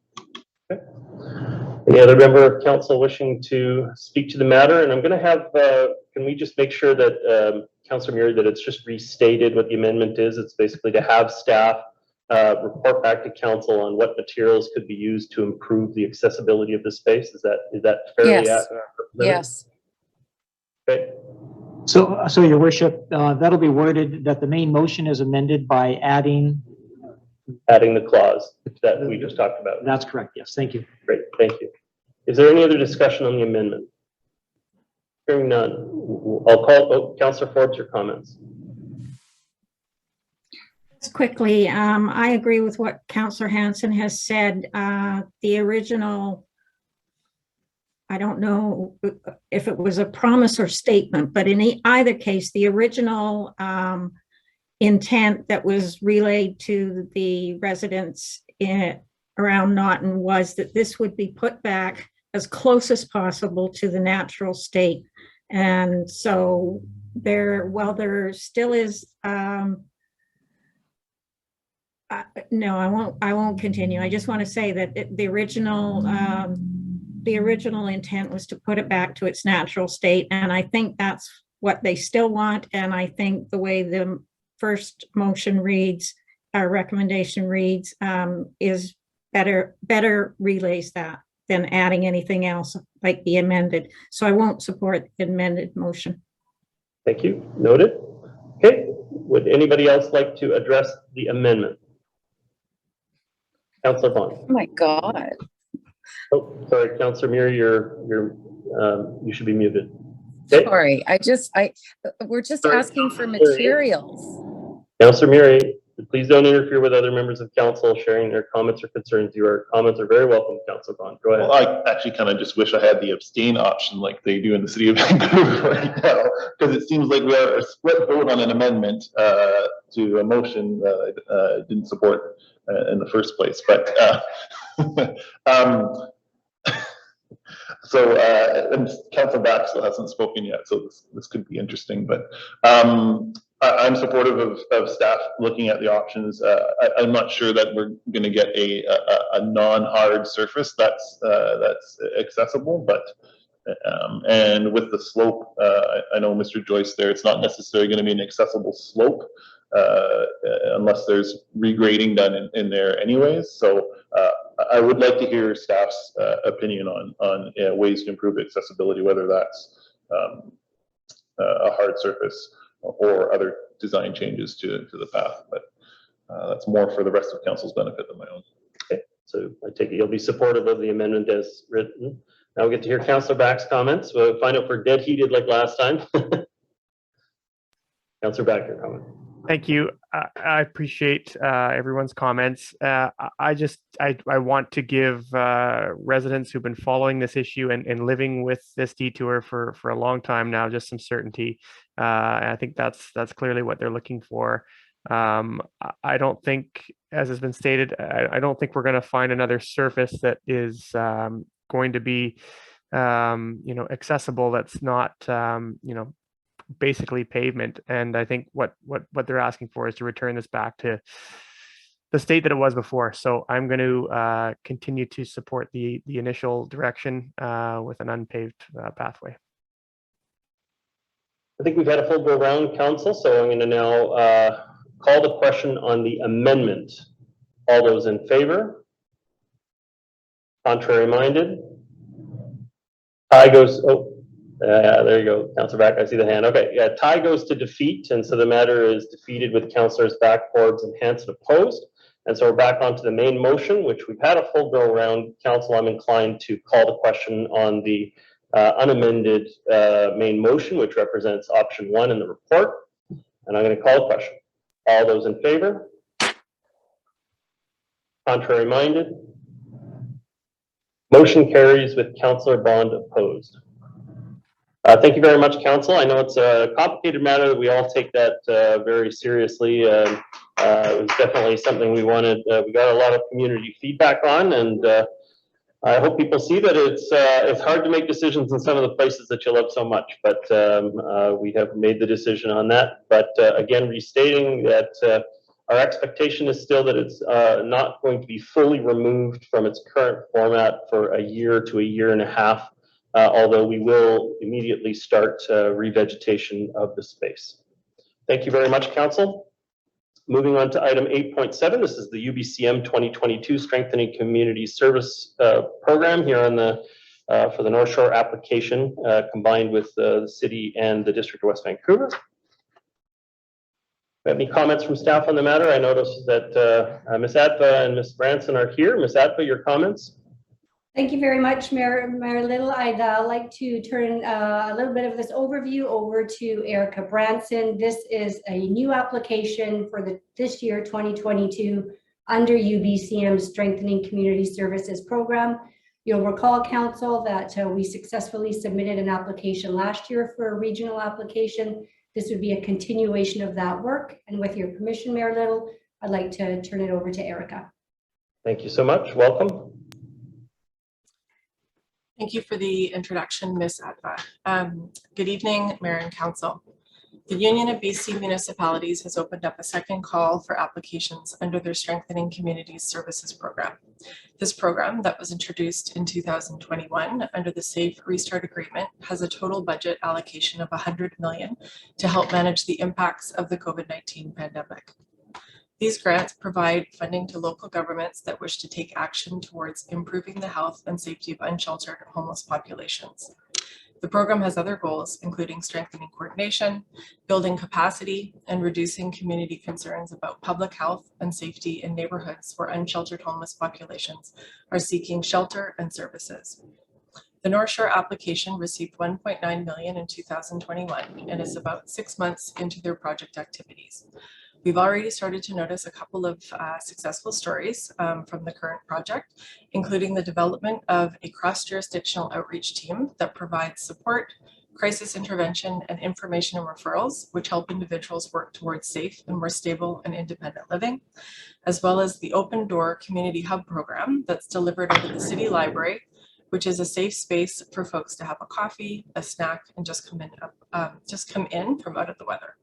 Participants of this program can read, play board games, and socialize with other participants. This program also offers care packages and information and referrals to other supports if a participant requests. The district's role in the first grant has been focused on a mobile response van and a community access coordinator. The district's community access coordinator provides support and assistance to the district's other departments and also to community agencies in the provision and enhancement of programs and services that are related to homelessness. Staffed primarily by the North Shore Shelter Outreach Team, the van so far has been able to help homeless persons in over 15 locations across the North Shore, attending to many individuals who are camping in parks, living in their RV, or also engaging with participants at other service locations. The van has also been able to be used to engage and share information with residents to help build awareness about homelessness across the North Shore. For this second intake, the North Shore application would continue to focus on the activities that provide direct service to unsheltered homeless individuals.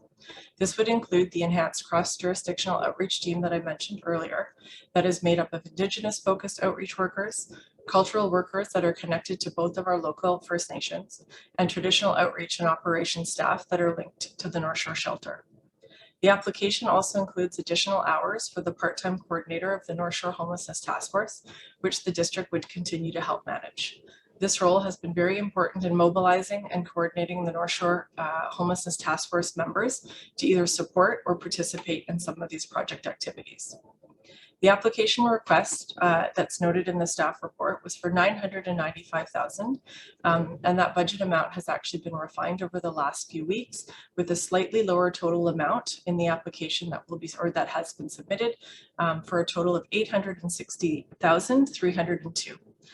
The recommendation before council tonight is to approve that staff work with the City of North Vancouver and the District of West Vancouver to submit that regional application for the North Shore to secure funding from UBCM's 2022 Strengthening Communities Service Program, and that council also support the City of North Vancouver as that primary applicant to submit the North Shore application. Thank you, Mayor Little, and staff is available if there's any questions. Very much. I'll be supporting the recommendation. Councillor Kern, will you be seconding the matter? Yes. Okay. Yes. Thank you very much. So just my comments on it. I mean, obviously homelessness, particularly for people who are the most vulnerable and unsheltered in our community, knows no boundaries. And as the report mentions that quite often people are seeking services in multiple municipalities. So in this case, I think that it makes a lot of sense for us to work together on these kinds of resolutions and support services. I've been on Mayor's Homelessness Task Force group looking at the different options and services that the provincial government and federal government have been providing in terms of housing and affordable housing and new home construction that is supportive in nature.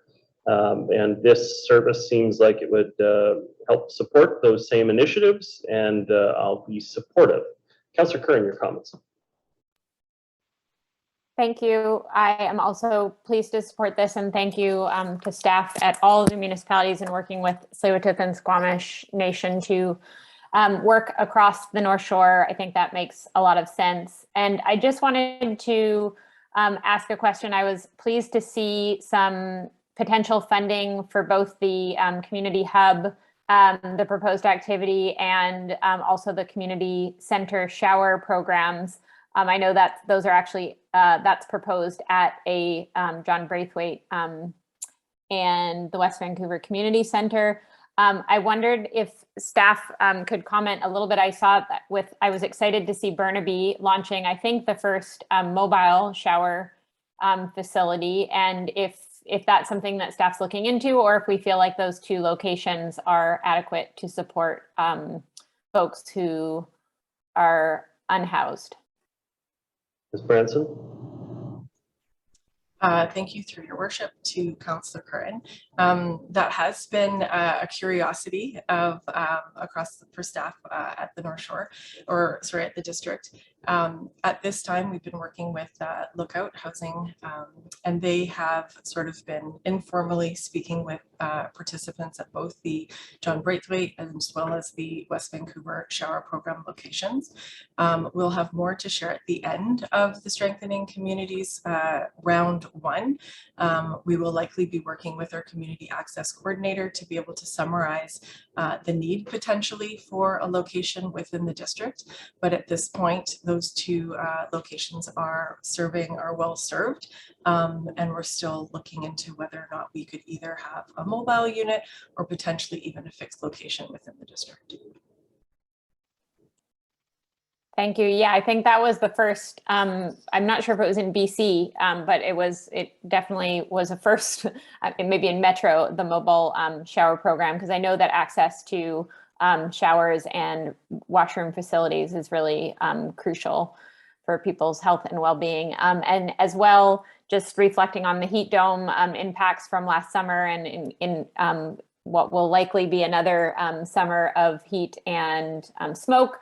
I was pleased to see that some attention is being given to where people can go and be supported. And I don't know if staff wants to add anything onto that, but I think that is something that's really important as we look to build resilience and ensuring the outcome of the heat dome was that the social connection was one of the strongest determinants of health. So having someone check on you, and having that human connection is so critical. So I don't know if staff wants to add anything to that, but I was pleased to see that.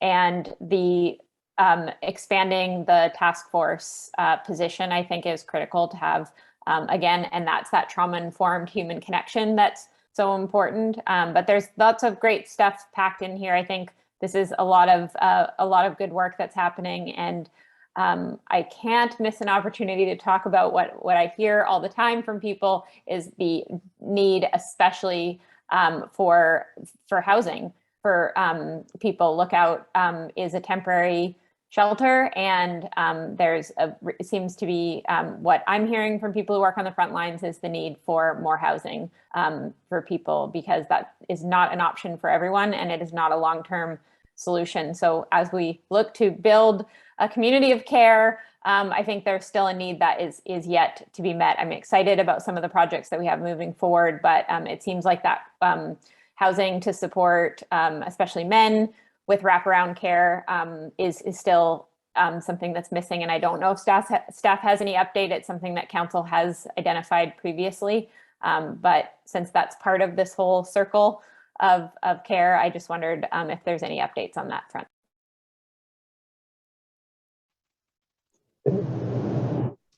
Ms. Adler?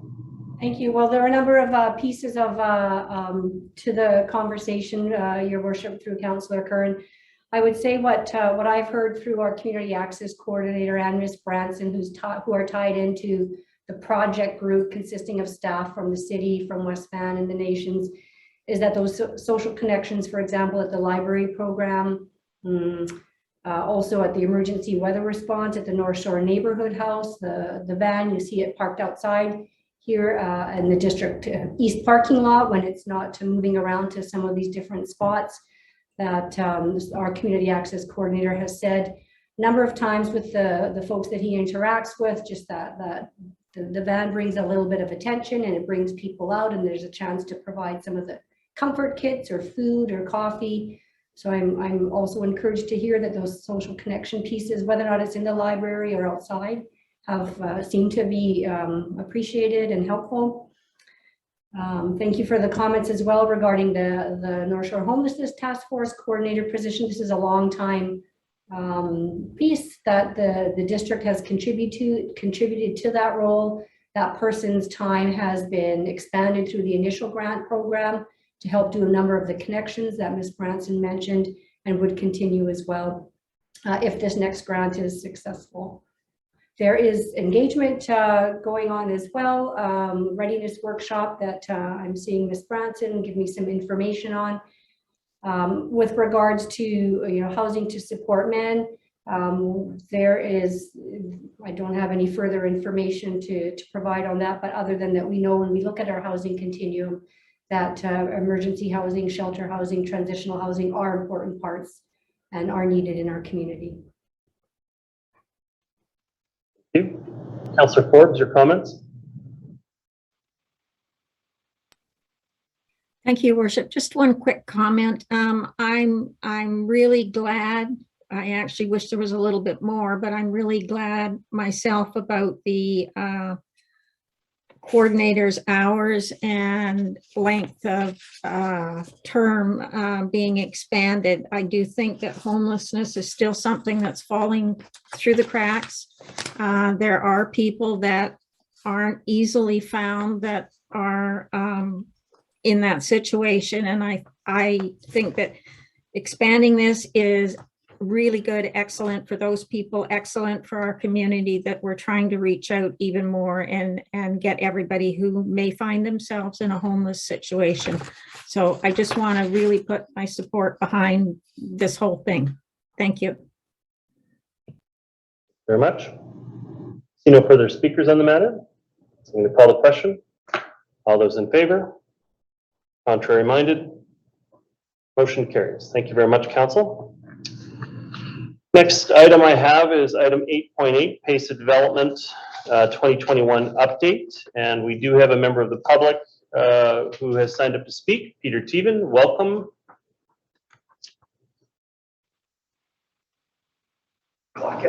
Yeah, we'll take our time. Voice stiffens up a little bit. Back-to-back meetings. I have a PowerPoint I'd like to show, please. Oh.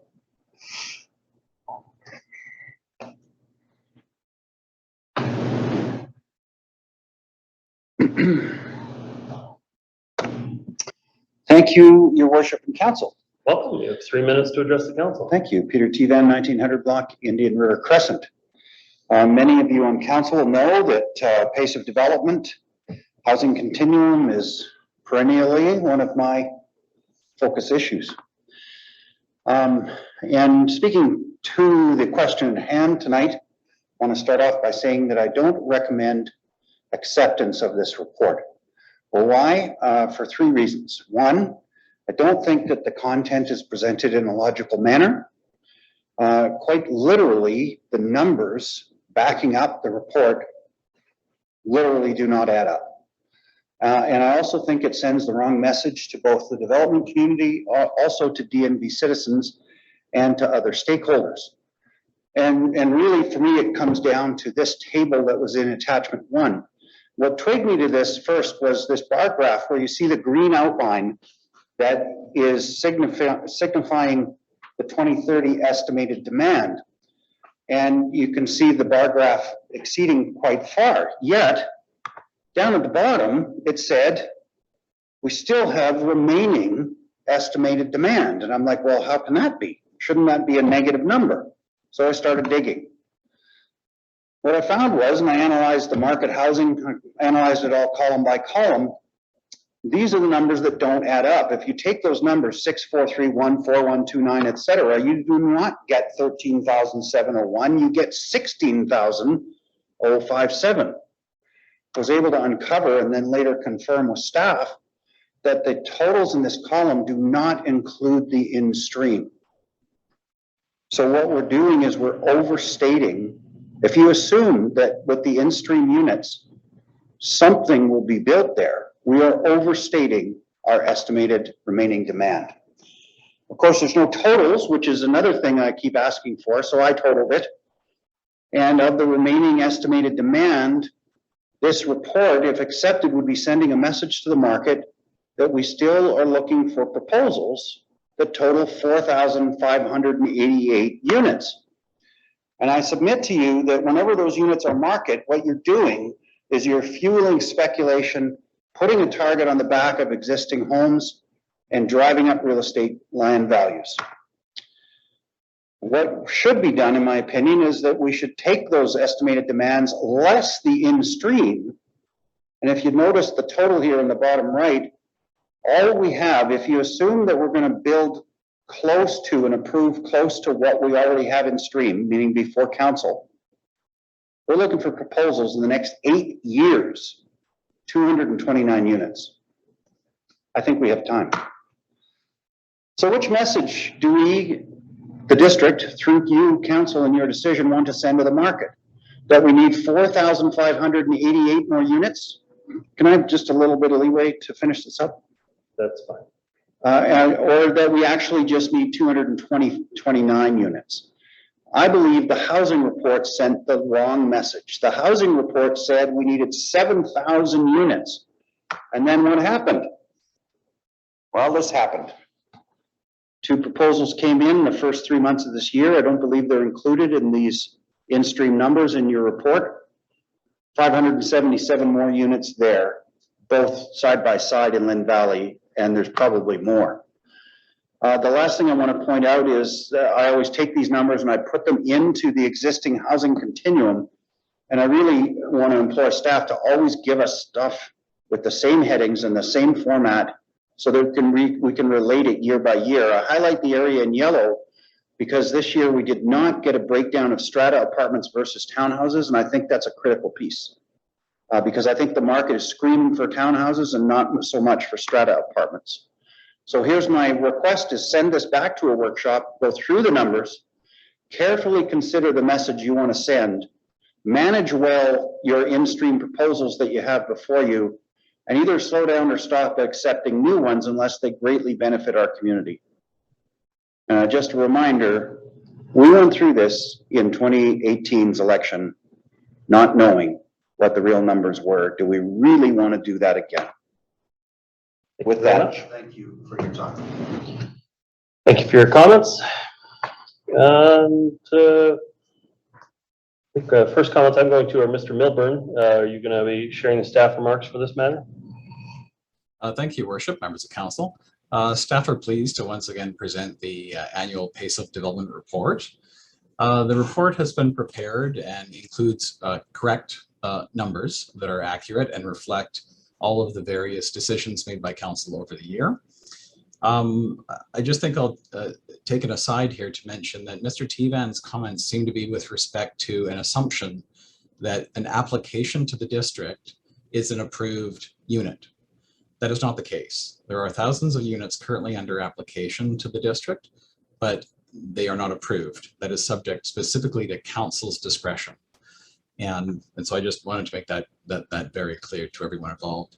And finally, I should note that it is not within the district's power to refuse an application before it comes in. We are statutorily obligated to consider every application. Now, consideration does not mean approval. Consideration simply means that the application is presented before council for consideration. So I think that's an important point to note. So the purpose of this report, I think Mr. Tevan did clarify that he recognizes that in-stream isn't an approval, but I take your point that you know, that there's definitely different ways to calculate the same number. Excellent. So the purpose of this report is to provide an update to council on the pace of development. The 2021 report also links the pace of development to progress on key council policies with an emphasis on housing priorities, such as in the official community plan, action plan, rental and affordable housing strategy, the recommendations of the Rental, Social and Affordable Housing Task Force, and the Housing Needs Report. Now, the report has been tailored over time with input from direction, and should further questions come from tonight from council, a subsequent staff report can be provided with further information and details. Just to highlight one or two of the key numbers coming from the report, in 2021, a total of 520 new units were approved in the district through the rezoning development process. Over half of those units approved were either supportive housing, this is housing for the homeless and those in needs, those who are at risk of homelessness, or social housing. These are housing units which are targeted toward low and moderate income earners. From 2011 to 2030, the official community plan anticipates up to 10,000 net new units as an estimate of demand for the district.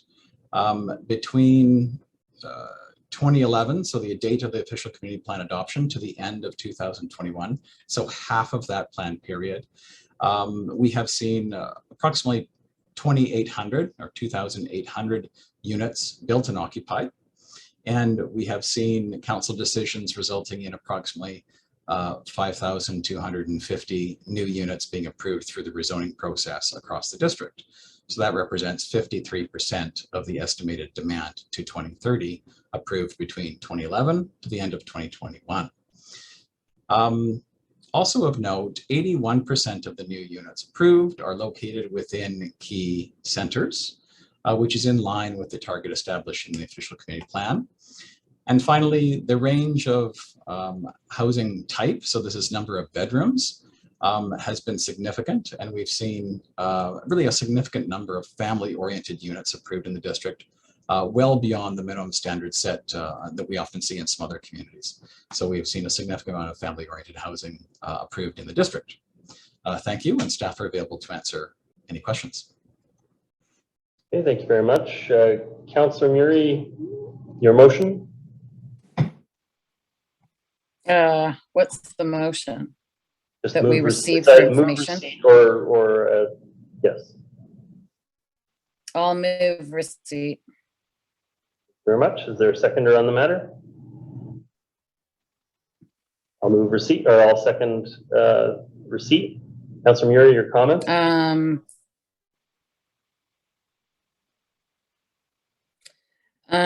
Can you hear me okay? Is my feed coming through all right? Okay. I can hear you Okay. clearly. Yeah, it doesn't help when the graphs keep changing. I agree with Mr. Teven. You know, it's a lot of information. I don't like how we are defensive about these positions.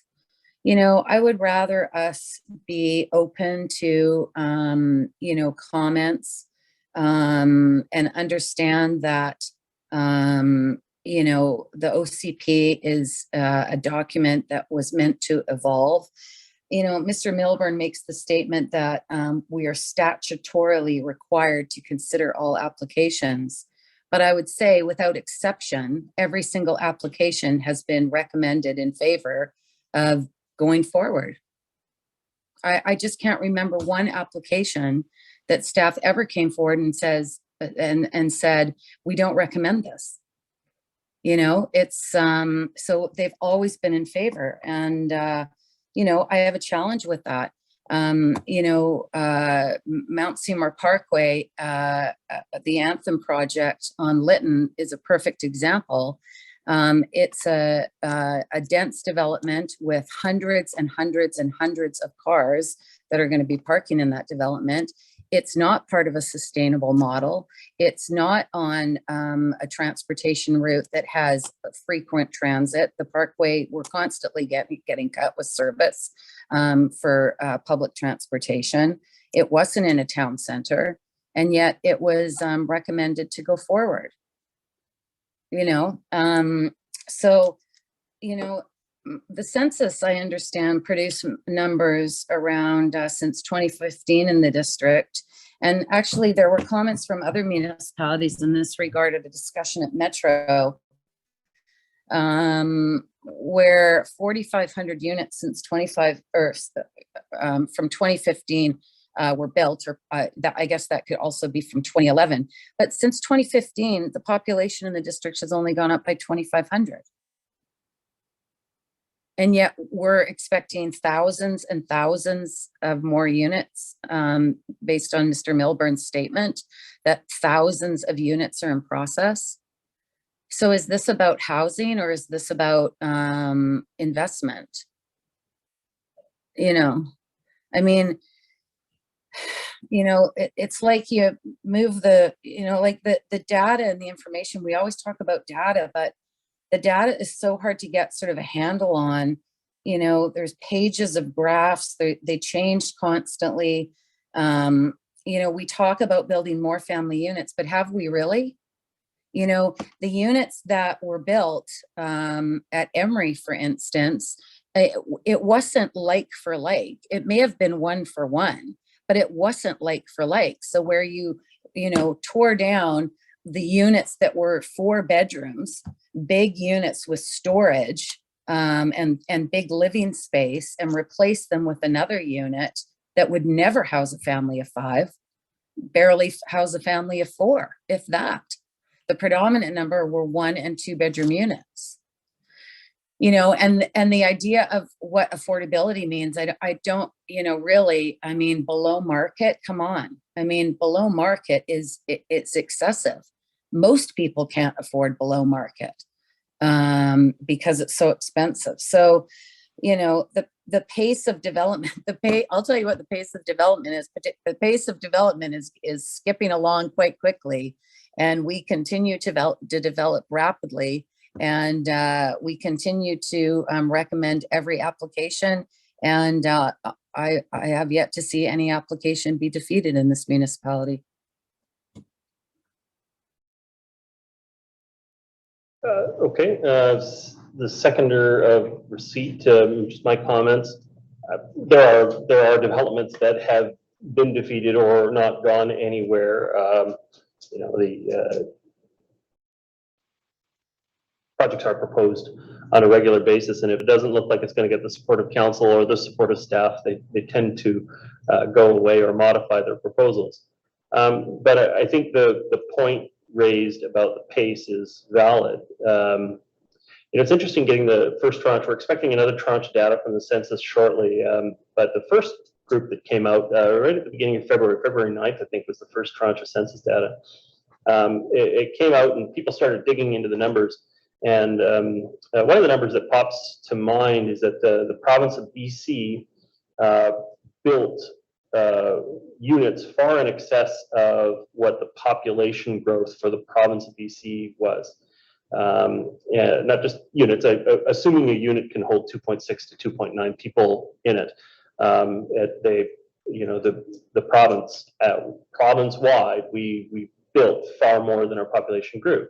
People were taking this as that affordability of housing is an almost direct supply-demand discussion.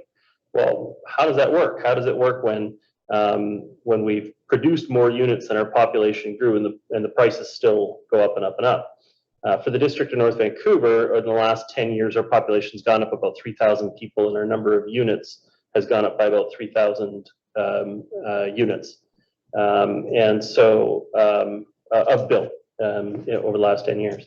And so how is it that the prices have gone up so dramatically? Again, Andy Yan, one of the professors of economics at SFU, did a report on that, basically saying every single center where we're experiencing a massive increase in the cost of housing, we've actually seen supply exceed population growth, which sounds counterintuitive at first, but when you dig into it and you think about it, well, okay, it makes some sense. The places where there's economic growth, where money's being dumped into, that's where there's more demand. That's where you're going to see higher prices. And obviously, the units that are being produced have a relatively low population footprint because they tend to be studios and ones, and so they're not representing an average house family size. But there's no question that when you look at the major centers across Canada and you dig in the census numbers, we're producing units far in excess of the consumption by the population.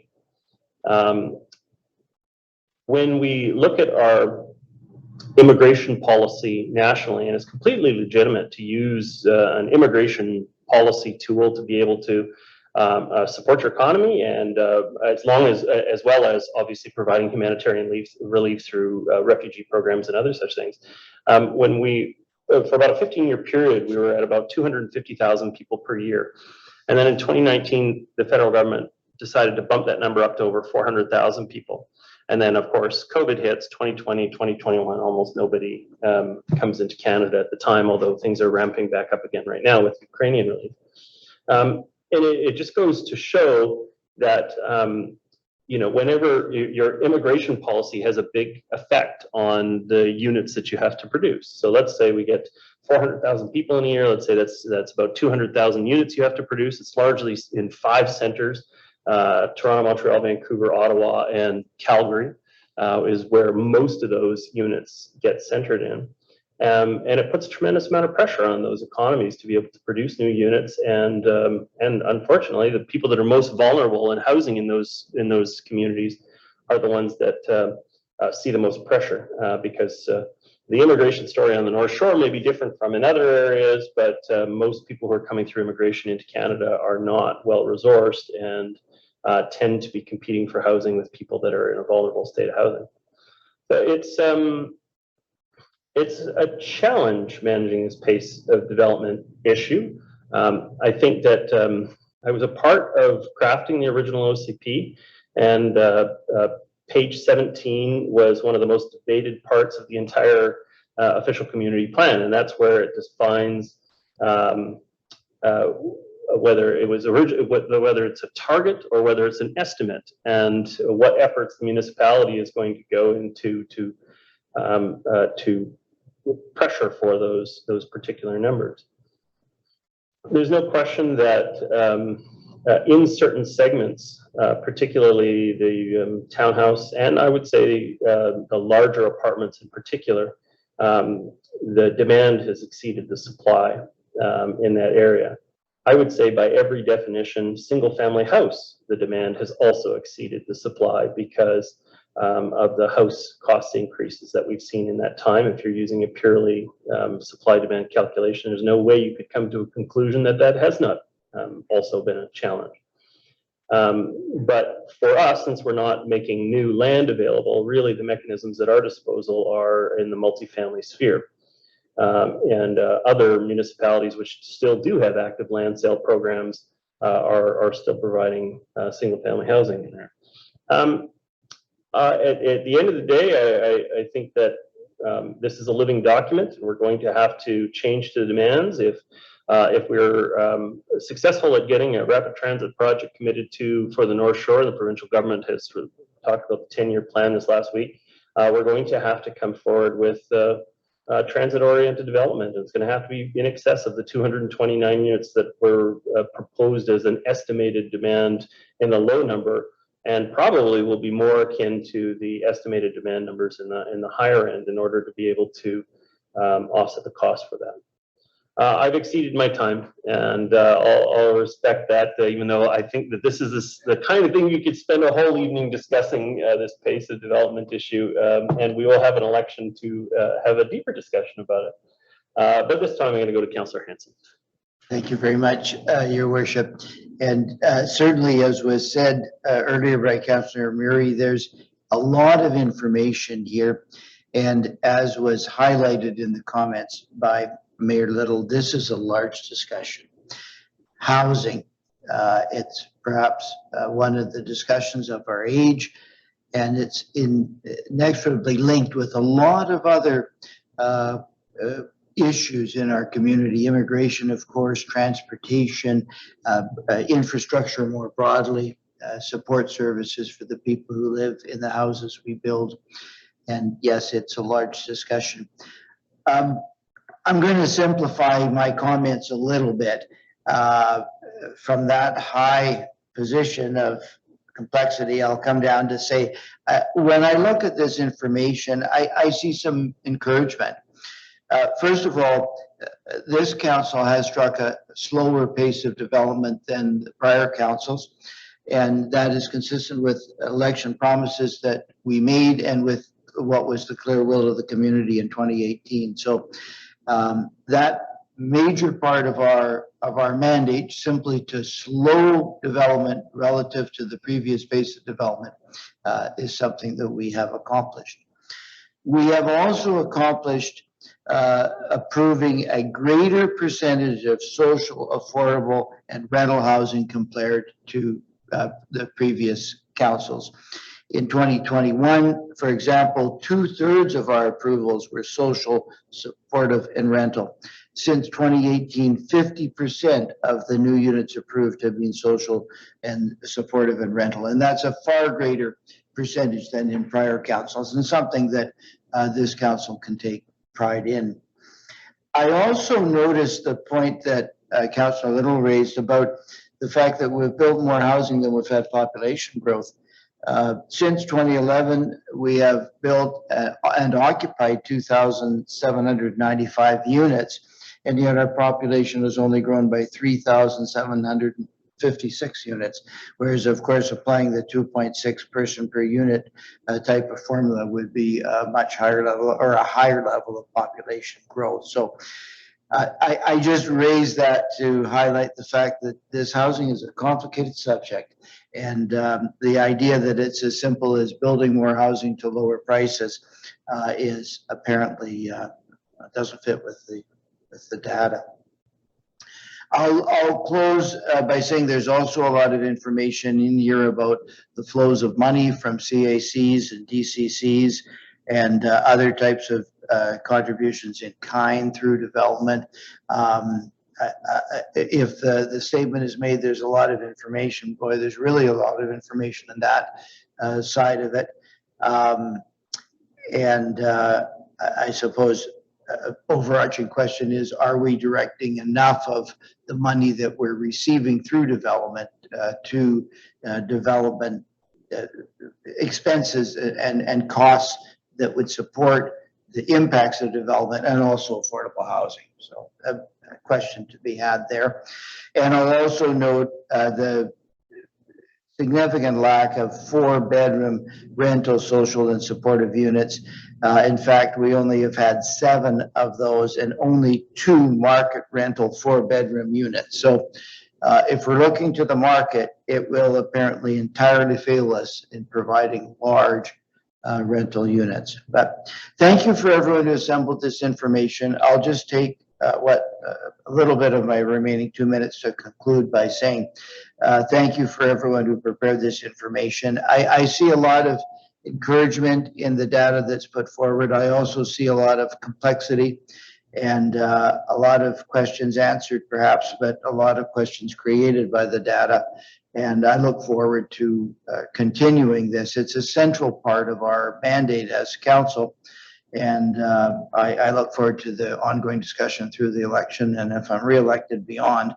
And I look forward to an increasing prioritization of rental, market, and affordable and social and supportive housing. And yes, we need more housing, but we need more housing that people can afford. And we're making progress, but I think we can make better and faster progress in that direction. Thank you very much. Very much. Councillor Forbes, your comments? Thank you, Your Worship. I'm not going to make an election speech, but I am going to address my comments strictly to this report. I don't recommend, or I won't be supporting the recommendation to approve to receive this for information. I'm concerned, I'm actually concerned what receive for information actually means as to the ramifications of that. I say this because our previous housing needs report, which I did not agree with everything in that report that was received for info, has now appeared in this report as background and leads into the existing policy. So I want to ask, what exactly does receive for information mean? If I can stop my time. Mr. Milburn, how does that inform staff recommendations once it is a received report? Yeah. So the information presented is just a factual representation of past decisions. It is not a policy document, so there's no policy direction recommended or provided in the staff report before you tonight. It is a summary of data. So the recommendation to receive is simply, if council wishes, they may receive the information tonight. If council would like to see the data expressed in a different format, as has been done in the past, we have tailored and modified this report over time with council's direction. We are happy to take that direction as well and provide back whatever tables, graphs, summaries, charts that council may wish in order to fairly communicate the information. But it is simply information. There is no recommendation for policy direction. Thank you. Thank you. That's the way I've always interpreted that, but I'm a bit surprised now at how something seemed to creep into comments in a report that seem to creep into existing policy, or at least I feel they're creeping into existing policy. One of the items that concerned me in the report were the stakeholders for the focus group of the previous housing report was heavily populated by development and real estate people, and coincidentally, maybe Inland Valley, Crombie REIT, who is now doing the Safeway development, and Mosaic, who is doing the Emery development. So I feel there's a little bit of not evenness between the stakeholders that are chosen. The other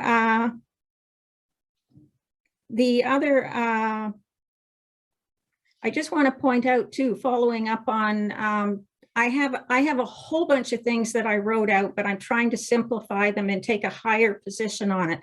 The report itself is, it's a critical time that when we do a housing report, it's accurate, because right now the provincial government, by way of David Eby, is trying to take some of the municipal powers away or override them provincially, and giving powers also to TransLink, possibly giving powers to TransLink in order to appropriate land around infrastructure that's built. And that's going to impact the municipalities as well. And so I think it's, and Metro, with their needs, their budget needs, they also look at those numbers to try to figure out services that are going to be needed in the future and the kind of charges and things like that and planning that they do. And TransLink also for their transportation routes. So I think it's critically important that we make sure that this data that we're putting forward is extremely accurate, transparent, and it's fully explained. And I have to say, this report is extremely confusing. And a number of things, when the numbers don't add up properly, like taking out, I think it's figure 4, take the in-stream has to be taken out in order to get to the numbers that are shown at the bottom of that figure. And so, but there's no notation, little asterisk telling you that this number isn't included in the calculation. So, you know, if you try to follow how those numbers roll out, they really don't roll out. And there's no information telling you what the process is to get to that number. A lot of these figures also don't have total columns, which is kind of the normal state when someone's preparing things like this. They have total columns in them as well. And a lot of things are not, I mean, it's kind of muddied because a lot of things are included or not included. In some figures, you've included the update of 2022. In other figures, you haven't. Phased projects are not included in stream until they start. So even though we've approved something, if it's phased, it's not showing up there as far as I can determine from this report. Also, when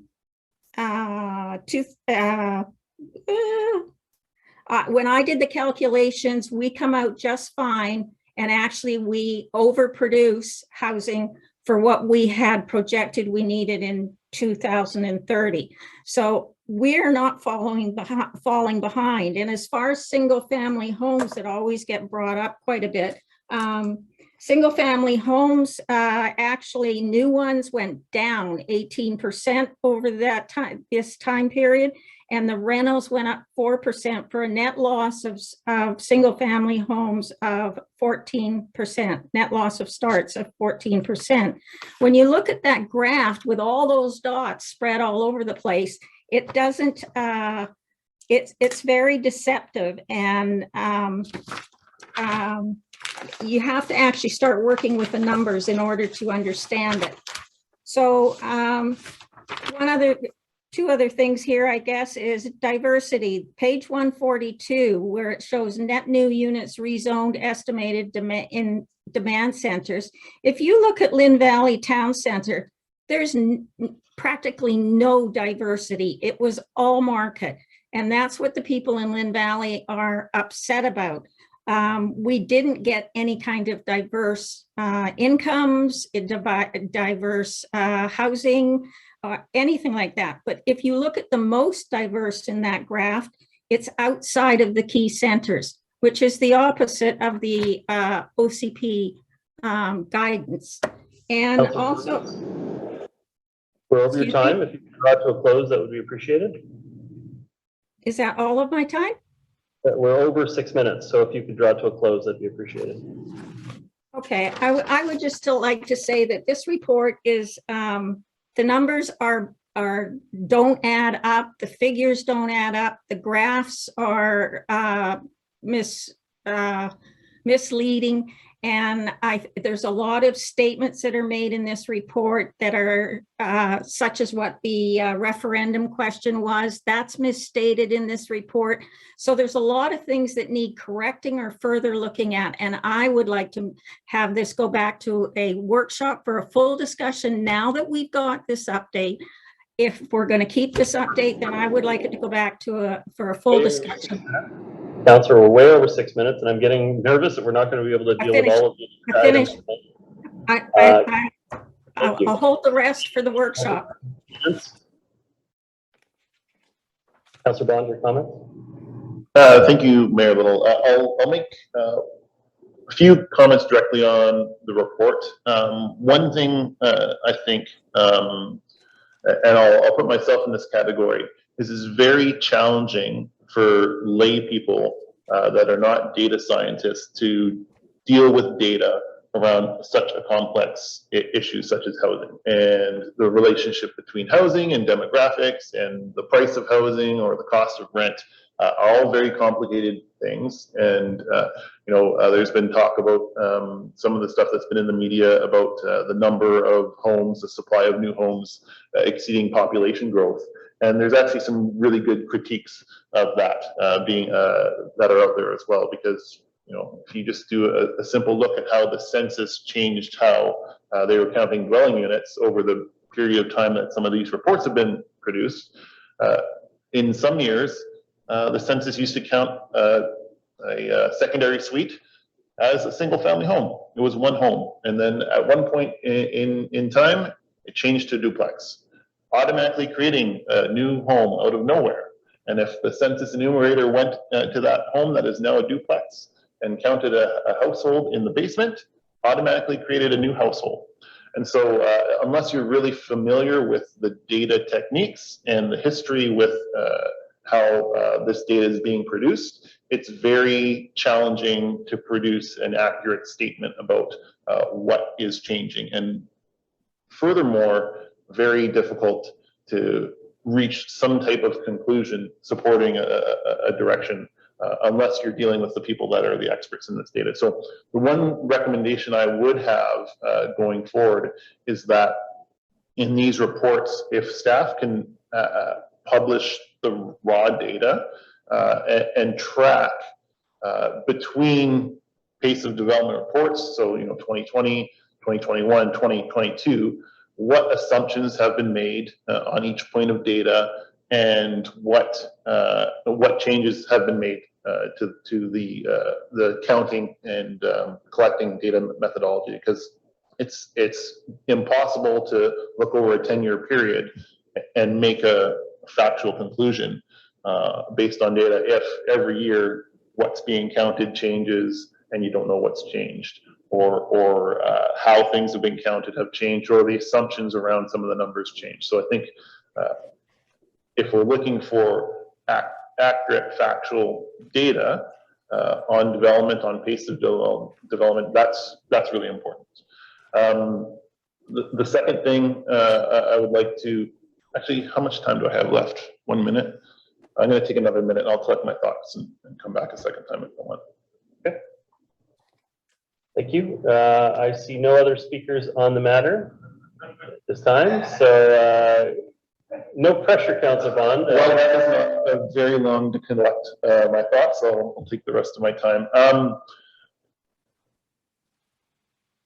Another important thing I think about the pace development report and how our staff have divided up specifically the number of homes being constructed or approved is that people can't live in approvals and they can't live in applications. So for me, the most important piece of data is how many homes have actually been constructed over the time period. And we're around 3,000, so around 300 new homes per year over this time period. So if we actually project that out, by the end of the OCP period, there will have been around 6,000 homes constructed, which is far less than what was envisioned as a potential number over a 20-year time period in the OCP. So that's, when we talk about how development is moving along quickly or it's too fast, again, we're still far lower than the numbers in the OCP in terms of actually building homes for people to live in.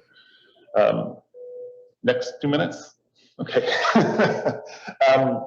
The other thing I think that's important to note in this report is that there is still a significant amount of construction activity in single-family neighborhoods. If you look at the report, about 1/3 of the new floor space that's built in our community is actually single-family homes. So that's an older single-family home being reconstructed into a much larger single-family home. So 1/3 of the construction activity and housing construction activity that's happening in the district is actually still the most expensive form of housing. And one thing I think, maybe it relates to pace of development is in terms of price and cost. Again, it's very difficult to say directly, like, I think you made the point there, Little, like supply and demand. Just supply more houses and the cost will go down. I don't think that's very difficult to point to that directly because of all the other factors, and some of them are listed in the report. One thing I like to think about is, would you have rather had the opportunity to secure a rental home or an apartment or a townhouse 5 years ago or 10 years ago in the district, or today? And I think, if we look at just prices and rents over time, obviously, if that opportunity was available to you even 2, 3, 4, 5 years ago, that would have been a better time to take that opportunity. In our single family neighborhoods over the past 15 years, the average price of a house has gone up by $1.5 million. Blue Ridge maybe $600,000 in the mid 2000s, and now $2 million. The average price of apartment has only gone up about $350,000. So, multi-family housing over time is still, even though it might be expensive right at the beginning, is still appreciating far less and getting expensive at a far slower rate than a lot of the existing housing that we have in our community. One might say that represents demand. Councillor Curran, your comments. Thank you, staff, for the report. I think the data that's presented is helpful, and I agree with Councillor Bond that it is complex, and sometimes the techniques of data collection do change over time. And I just kind of wanted to take a bit of a different take on this. And I feel like a lot of times when we have these conversations, we really dehumanize people and what we're ultimately trying to get to, which is this welcoming community, and a community that a lot of different folks see themselves as part of. And so it might be helpful as another exercise to sort of humanize these data points in terms of what type of housing suits different folks in our housing continuum. I think that would be helpful just in the work that I do, working with a lot of young people. I think if they were listening to this discussion tonight, they would sort of just be shaking their head, like it seems to be outside of the context of a lot of issues that we need to localize in order to achieve some of the broader societal objectives that many of us agree to doing. And so I do appreciate that the staff report did sort of talk about that this is a complex, and other members of council have pointed that out as well. But I think always just to remember where we're going, why we're doing what we're doing, and who we're trying to build the community for, both now and into the future when we have these conversations. And I also am losing my train of thought. But yeah, I'm happy to receive this report this evening. And I think that there's lots of work we can do. I think what I was trying to say is that if we talk to people, it's not just about our community. I mean, our community is part of a bigger region, and that sometimes the decisions that we make can help or hinder the region's goals as well. And so I think it's important to have that context as well, because it's for the betterment of everyone when we do that, when we work together. And I think there is effort to work together, not just across the North Shore and of course with Tsleil-Waututh and Squamish, but across the region. So there is this conversation is changing. I think that the conversations around housing, certainly in the time that I have been on council globally and locally, are completely very different conversations. The latest IPCC, as I hope council has read, is very clear about some of the amazing measures that we can take in terms of how we get to these goals that we've set, both as a community and hopefully as a global society in the next 8 years. And it is truly transformative, but we're ultimately trying to build a healthy, equitable community. And so I think this is an important step, but I'd like to focus a bit more on the people that we are working towards, rather than just looking at numbers. We can do both. Okay, thank you very much, Councillor. Councillor Back, your comments? Thank you, Your Worship. Thank you very much to staff for this report. And as has been highlighted, I think by everybody, there's just a lot of information that goes into a report like this. And there are many different ways to display this information. So I would be supportive of a workshop. Perhaps we can take a look at some other examples of how other municipalities might display pace of development reports like this one, but I think staff have done a great job of just trying to lay out all of the facts here. Obviously there's a great need for more purpose-built rental, which is what our focus has been largely in this term of council, and not just our municipality, but across the region. More rental is needed and is being approved. One of the things that strikes me too is the seniors care and disability care along the housing continuum, where we still have a lot of work to do in that area. Yeah, it is a big topic, and I would support anything we can do to try and look at different ways to present this information and have a bigger conversation. Thank you very much, Councillor Beck. Yeah, I don't think I'm going to add any more comments to it, but I did just want to comment on the propriety of editing a staff report. It has not been the practice of this council to be editing staff reports and having a debate or argument over what you agree with or disagree with.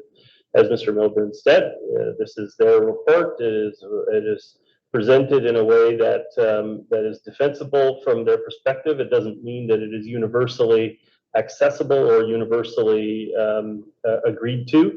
And it would be unusual for the council to be trying to edit a report under someone else's name. How we decide to use the report is up to the council in future decisions and discussions. But it would be unusual for us to play editor to a staff report. At this point, I see no further speakers from council, so I'm going to call the question on the motion, which is to receive the report for information. All those in favor? Contrary minded? Motion carries with Councillor Forbes opposed. Okay, thank you very much, council. I'm recognizing the time, 10:15. I want to give both of the last items their due, but the last item, 8:10, is time sensitive, and I think we can handle it in about 30 seconds. So I'd like to fire 8:10 through first if I can. This is the acting mayor date change. It has been recommended. There's a staff recommendation there. I'll move the staff recommendation. Is there a seconder on the matter? Seconded by Councillor Hanson. I have no further comments. It's self-explanatory. Councillor Hanson, any comments? No. Any other member of council? Okay, then we'll call the question on the motion. All those in favor? Contrary minded? Motion carried. And so that takes place immediately. That means that Councillor Forbes, as of the 27th, will be in the acting mayor position for an additional week at that time. Another piece of business I'd like to take care of right now, which is the extension beyond 10:30. I don't think it's reasonable for us to expect to finish the remaining item in just a little over 10 minutes. And so I would move that we extend the meeting beyond 10:30. Moved by myself, second by Councillor Bond. Any questions on that? Okay, I'll call the question. All those in favor? Contrary minded? Motion carries. The meeting is extended until 11 o'clock. At this point, moving back onto item 8.9, this is Councillor Jordan Back's report. So Councillor, your opening comments and your motion, please. Sure. Thank you very much, Your Worship. I will move the recommendation that's in the report. Thank you. Is there a seconder on that?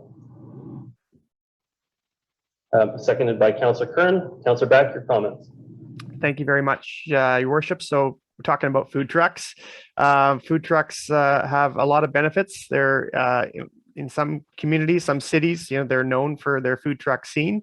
I think of Portland, Oregon, for example, where you find them in lots of in great numbers in various areas of the city, and closer to home here in the city of North Vancouver. Of course, there are food trucks down at the shipyards, and they've created a Friday night scene down there that's largely a draw because of the food trucks that are there. In the district of North Van, we are quite restrictive about where we allow food trucks. They're not allowed on public property, and they're only allowed in certain strict situations. Recently I think we're all aware of a food truck bit operator that's trying to set up in the Lynn Creek neighborhood down on Crown Street, and they've had a number of challenges trying to get set up there on a more permanent basis. But they have provided a great benefit for that community. We've got lots of people now living in that neighborhood who have enjoyed having close proximity to a food truck there. So what's being proposed here in the report is to look at ways that we can possibly relax some of our regulatory requirements around food trucks to allow them in more areas of our community. But also part of this recommendation is to look at launching a pilot program for food trucks for this summer, where we could allow food trucks in a couple areas of the community and learn how they're used, and then perhaps craft some more permanent changes and create a food truck policy for the municipality. Again, one of the biggest benefits of the food truck scene is the way they build community. They do draw people out, and I think as we come out of the pandemic, especially, we need to look for these sorts of opportunities. So that's why I brought the report forward. There has been a lot of support and interest around this from the community, but I also want to recognize too that there's some concerns, around how this could potentially impact more traditional bricks and mortar food service businesses, restaurants in a negative way. And I certainly wouldn't want that to occur in any way, but I think that's something that staff can certainly address should this motion be supported by council tonight, in terms of where we're actually allowing food trucks. But I think for the purposes of a pilot program this summer, we would be very aware of where we're allowing that to happen, and they would be in locations that would be away from more traditional restaurants, perhaps in parks, perhaps in some more kind of central plaza areas in the community. So those are just sort of my opening comments. Thank you. Councillor Curran, as a seconder, you have any comments? I'll be brief. Thanks for bringing this forward. I think the direction to provide a report on policy and regulatory changes to staff makes a lot of sense. Propose an engagement strategy on this policy, which would include, as Councillor Back indicated, businesses and residents and perhaps visitors, anyone who would enjoy a food truck, which I think would be a lot of people. And then to provide options for the temporary food truck pilot program for this summer season. And so, yeah, I support all of that. I have family in Oregon, and so have quite a bit of experience in Portland has a very vibrant food scene. I know we're not Portland, but it doesn't mean that we can't learn some of the lessons that they've learned over the years. There's some really cool stuff happening around reusable shared containers among different food trucks. And so I think we can be over time really creative to also make them as environmentally sustainable as possible. I think Vancouver may have done some work too around the generators that are running those. So I think that's more for long term or short to medium to long term, I guess.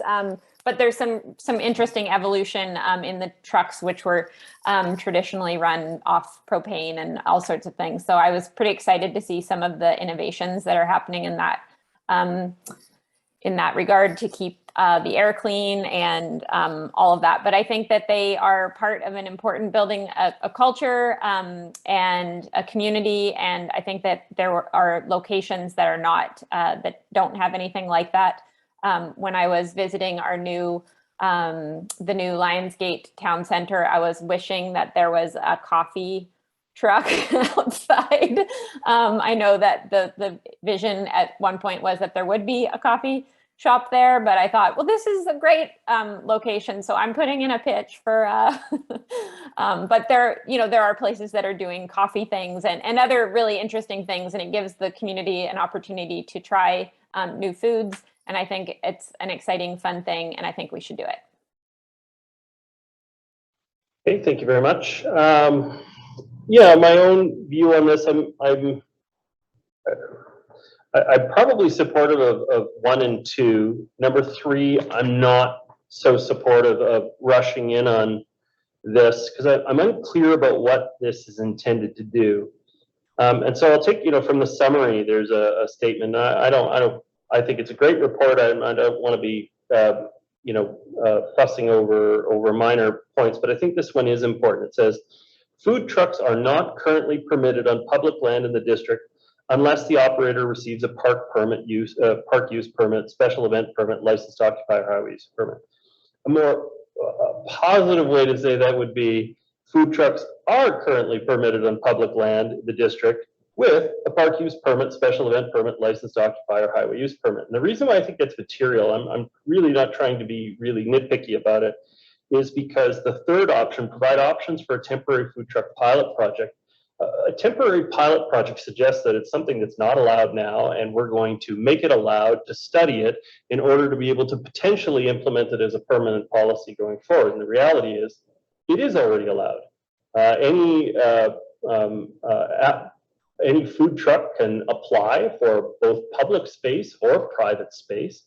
On the private space, they can, if their business license matches up with the use on the property, then they're good to go. Obviously they have to make sure that either they're a transient truck that comes in with their own water and their own grease collector, and they do a temporary use on the site, or they come and go from the site in order to be able to have their waste properly dispensed and their water tanks properly filled out. But they're allowed, and they're also allowed on public property with a permit. So I'm a little lost as to what specifically would be that different. We're going to fast track it and no longer require a permit and just say anybody who shows up can go. I really think that it's important to be clear about what the intent of this is. I also note that the idea of central is put in there, that you're going to put these things in central locations. Most central locations, we already have brick and mortar support. And we should be working in the long time to make sure that our central locations do have brick and mortar options available through our zoning applications. I think the areas that would benefit from us being more proactive in encouraging food truck licenses in the municipality are places that are not as central, but yet a high number of people. So I don't believe we have a contract for Lynn Canyon at the moment. We have a cafe that's normally functioning in there. It might be a perfect opportunity to encourage a truck license to come in there, because we don't have brick and mortar operating in the space, but we have tons of people moving through the space, and so that might be a spot that makes some sense. Close to where major construction is going on. About half of the development that is going on in the district of North Vancouver is going on in a few key neighborhoods.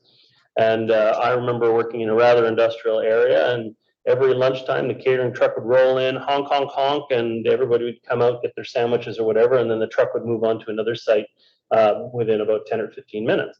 And it provided a great service in an area that did not have any brick and mortar restaurant options to it. But again, that's on private property. So I guess I'm still puzzled going through this. What would be different? It is allowed on public property with a permit, and it would still require a permit. It wouldn't be automatic. We'd still be making sure that we wouldn't have 3 or 4 trucks all show up in Deep Cove on a Saturday and all of a sudden cause all kinds of havoc. And so I don't know. I'm still unclear about what this is going to do. So I'm not supportive of option 3. I'm going to bifurcate the motion into 1, 2, and separate out number 3, if that's all right. Councillor Kern, your comments. I just wondered if perhaps Councillor Back could clarify what the intention was. That would be one question. because I had my idea of what it was, but I just want to make sure, maybe hear from him first.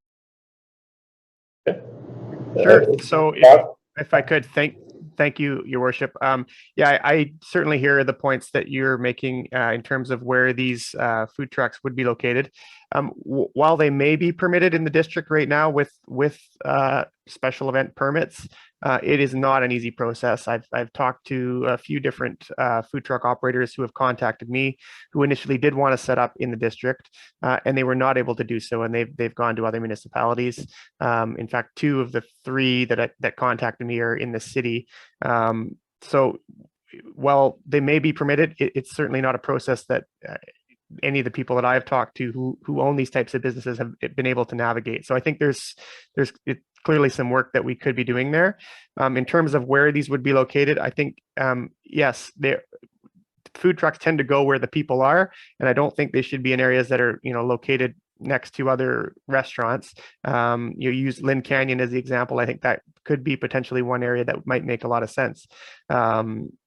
And so maybe some of our other parks, like in Panorama Park, or I'm not sure exactly. I mean, Panorama maybe not the best example because there are restaurants there, but certainly in the summertime, there's probably demand for 1 or 2 mobile food trucks. But I think the idea is, should council support this, it would be up to staff to take a look at 2 or 3 areas that would make sense for the pilot. Thank you. Oh, yeah, I just would say that, when I have personally been looking for food trucks and you have an app, there really aren't ever any in the district. So I think part of the idea is to create more awareness and a little bit more vibrancy around this food scene, but being mindful of all the things. And I think the permitting, to your point, Mayor Little, makes sense. Like, it's not about a free-for-all. I don't think that was the intention at all. But just to sort of help support and foster this scene, so that when you're looking for food trucks in this area, that there are more options here in places that make sense. And I love the idea. I know that it is sometimes burdensome to get a park, like to do something in the parks. And so, maybe doing an event with some, like, I think it's about like creating some vibrancy and some fun. And I think the idea of doing it this summer, because there are so many folks that are talking about the need to sort of connect. And so, yeah, I don't think it's a big thing. I think we could do it on a small scale and see what we could learn from it, which I think is one of the valuable aspects of doing a pilot. Thank you, Councillor Kern. And Councillor Back, I didn't intend to use up your time answering other people's questions, so consider it that you still have 2 minutes to make your own comments, please. Councillor Mira, your comments. Thanks, Mayor Little. I think one of the questions we need to ask staff to report back on is exactly what is the process and why is it so onerous? I mean, as you've pointed out, food trucks are allowed in the district. It doesn't seem like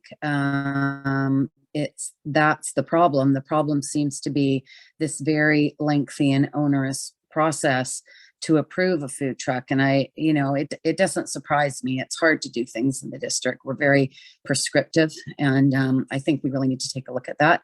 Why is it easier for the city of North Vancouver to accommodate food trucks? Most of the food trucks, I think, that visit the city go into the shipyards, and it's sort of one organizer, or it used to be one organizer and one permit that they would all come in on for an event. And plus, it's a much smaller area, right? They focus their sort of activities in Lower Lonsdale. So let's ask staff, and the pilot, I agree, it does suggest that we've never done anything with food trucks before, where that's not the case. We do allow food trucks. They've been to, different events over the years. We had them when we celebrated our birthday. We had them in Kate's Park. But obviously there's going to be some challenges in areas like, Deep Cove doesn't need another restaurant. We've got so many down there, so many food services, but maybe places like in Upper Capilano, you know, like next to the Grind, for instance, maybe that's something appropriate, or Lynn Canyon, because we don't have an operator. So how can we make it easier for food trucks to come into the municipality? Why is it so onerous? How long does it take to get a permit? Why are they frustrated by being able to come in here? I know that there's an event that's being planned in Mountain Highway as part of the you know, the commercial area, and food trucks would be a great way to support that event. But I think we also have to think a little bit outside of the box in where we put them, and not be so worried about checking all the boxes. Just using some common sense in regards to you know, accommodating them. So maybe we can add that. So I would just ask Councillor Batt, the idea of a pilot program for something that we already allow. That doesn't, I mean, I think what you're trying to find out is, why do these food trucks not want to come into the district? Why does it take them so long to get a permit? Why are they frustrated by that? So if it was easier, then they would come in. We wouldn't need a pilot, because they would just come in and do it. Can I ask Councillor Back that? Like, Sure. Yes. You're using my time, or can I? Don't worry about it. no, I can use my time. I don't care. Okay. Yeah, no, I think you're absolutely right. I think if we can try to figure out what it is about the process that's so onerous, I think that would go a long way to encouraging more of these types of businesses to operate here. And ultimately, you know, I think that's what we do want to find out, is how we make it an easier process. I just know from speaking to a number of these businesses that it's not an easy process right now, and that's why we're not seeing them in any sort of meaningful way. So I personally don't know why what's to not like about a food truck, right? Like, they have great food, and, you know, like, I like them moving around so you can try different ones. I don't like the same ones in the same spot. I like them so it's different all the time. So why do we need an engagement strategy? I don't need that. I don't think it's a pilot. I just need staff to tell us why it takes so long to get food trucks in the district, and why it's such a challenge, right? And identify some places to be able to get them in and accommodate them this summer. That's all I need. Thank you. Councillor Bond, your comments? Yeah, thanks, Mayor. I'll support the motion. I support all three parts of the motion. Somewhat related experience to having something that's technically allowed in the district, or technically you can get a permit for, but the process either not existing or it being, you know, the responsibility of a general manager. Before I was on council, working with the North Shore Mountain Bike Association, how do you build a new trail? Is a new trail technically allowed in the district of North Vancouver? New hiking or mountain bike trail? Technically, yes. No process existed to actually get a new trail approved. No requirements or what reports need submitted or anything like that. So I know there are similar situations throughout the organization where technically, yes, something can be approved, but the road to get from not approval to approval may not exist. And so I think that's covered under section 1 of Councillor Back's report. And I think section 2 and 3 kind of go together, because you know, there could be other jurisdictions like City of North Van where it seems like it's more organized, specifically around the shipyards and an ongoing event there in the summer. Or it could be like downtown Vancouver, where there's kind of locations across the municipality or across Vancouver where food trucks are allowed. And you know, if you have a valid business license as a food truck and you meet certain requirements, you get a permit, and then you know, you can go to those locations and provide those services. So I think that's kind of what the feedback would be on the engagement around, okay, well, where are good locations? Let's pilot them out, get some feedback, and then see how we could expand the program. But I think definitely there's great locations in the district. I know a neighborhood where I live in Lynn Creek, lots of construction going on, very few food options close by. Sealand Park would be a great place for a pilot for food trucks. with all the people working in the neighborhood and then living there as well. And so I'm sure staff can come back quite quickly with some ideas on potential locations to locate food trucks. And we can have some food trucks over the summer and see how the operators and the surrounding businesses in the neighborhoods like them, and then move forward from there. So I'm in support. Thank you. Next speaker is, I think, sorry, Councillor Forbes, are you first time speaker? Councillor Forbes.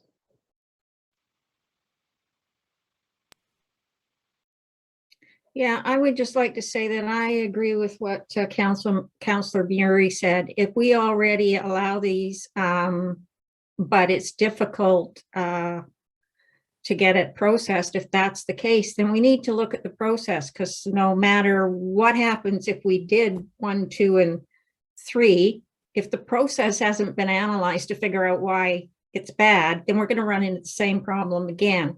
So I don't need 1, 2, or 3. I just need an explanation, a report from staff about what the process is and how long it normally takes to get it permit for the trucks. And also, I agree that the central location idea in number 1, I don't agree with the central location. And number 2, we already have a strategy. We just have to figure out why it's not working. And number 3, I think we can do number 3 with what we've already got. We just need to straighten out the process and get to being able to have food trucks. I'd like to say the Lynn Valley Legion every Friday has food trucks, and they alternate. They're not the same food truck. They alternate every Friday. There's a food truck there, and it's quite popular in Lynn Valley, and that's up close to the canyon, but it's only on Friday nights. So, and it's on their land. So it's private land. So I don't know about the permit and how that works with up there, but I know that they're a welcome thing to have, but if we have a process, let's look at our process and fix it if that's what's wrong. Thank you, Councillor Forbes. Councillor Beck, you're next. Thank you, Your Worship. Just wanted to add that I think the information that Councillor Forbes is looking for and Councillor Murray is looking for is exactly what's being asked for in the recommendation here in terms of looking at the regulatory changes that would be required. And I think staff, in speaking with staff, they support doing a pilot because they've learned a lot from the temporary patios, the temporary outdoor business areas, and feel that by doing a pilot, we could kind of have some similar learnings about where the food trucks could work. So the pilot they can get that going quicker, and I think the regulatory changes that would be required would be a longer process. So one would sort of inform the other. We could do the pilot program quickly, as I say, in a couple locations for this summer as we're coming out of the pandemic, and we all recognize the desire for people to connect again, and this being one way to do that. But then the longer term, learning from that would be how we can encourage and change the processes, the permitting processes, so that we are attracting more of these types of businesses to our community in the right areas. Yeah, so just quickly, my last comments on this matter, and I think number 2 would be easier to accept if it was said regulatory changes to promote or support or engage food trucks. Since it says to allow, even though they already are allowed, I just thought that was a bit off. But I'm going to support 1 and 2. Number 3 is the one I have a challenge with. And the broader issue here is, I think Councillor Kern touched on it, but I know it's been a part of the City of North Vancouver's discussion, is this question of the environmental footprint aspect, which is, even without considering food trucks, I still want the District of North Vancouver to have as a part of its policies going forward that we're going to be developing these electric hookup spaces in our public parks in particular, because whenever we book them out for film, we don't want them running generators constantly or whatever. We want them to be able to hook up to that kind of source of electricity. And if we also are going to be using that space for food trucks and making sure that as much as possible that they're using clean electricity rather than using all of these other sources, then I think that may be another source of revenue that can help us develop that infrastructure in our park spaces, which I think we would all benefit from. So one just last comment on it. The question of leased land. There is, it was mentioned that there's a company that has leased some land in order to be able to do food truck. And immediately the suggestion is we should put some food trucks in that neighborhood. And that would be so anti-competitive to them if we all of a sudden permitted street trucks in the neighborhood on public property when someone has just signed a multi-year lease in order to be able to accommodate them on private property, where they're going to pay taxes to the district, where they're going to be contributing and building the proper infrastructure to support. And so, again, that would be the concern. It can't be carte blanche. It can't be opening the floodgates. It has to be thoughtful. And so I'm going to support 1 and 2. I'm not going to be supportive of 3 at this time. Councillor Hanson, your comments? Yeah, thank you very much. I support expansion of food trucks in the district, and I think Councillor Back's motion represents a reasonable path towards promoting food trucks in the district, and I will be supporting 1, 2, and 3. Thank you. Thank you very much. I see no further speakers at this time. Councillor Forbes, your comments? Thank you. I just wanted to point out 1 and 2 say allow, which implies they're not allowed now. So if we change the word allow to support, then I would be in favor of 1 and 2. And I'm not in favor of rushing into 3.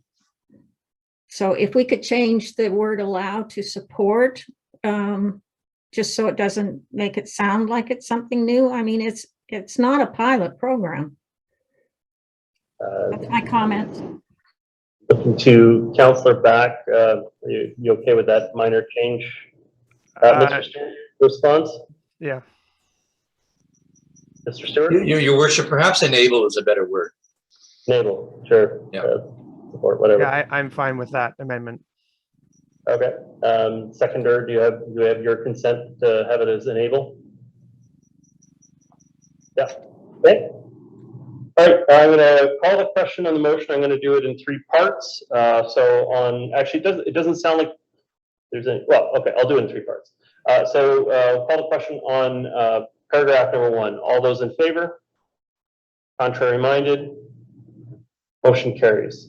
On item 2. All those in favor? Contrary minded? Motion carries. And on item 3, this is provide options for temporary food truck pilot program for the 2022 summer season. All those in favor? Contrary minded? So the matter passes with Mayor Little and Councillor Forbes opposed. Okay, thank you very much, Council. And that does conclude the business of the meeting this evening. Normally, we would love to be able to have an opportunity for reports. I don't think tonight's that night, but I will just check. Mr. Stewart, did you have any reports of note for the community? Oh, no, your worship. Okay, thank you very much.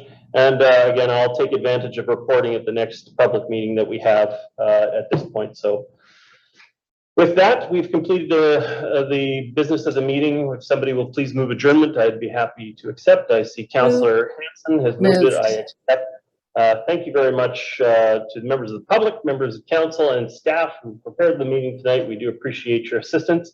Everybody have a fantastic evening. Good night, everyone. Good night. Good night.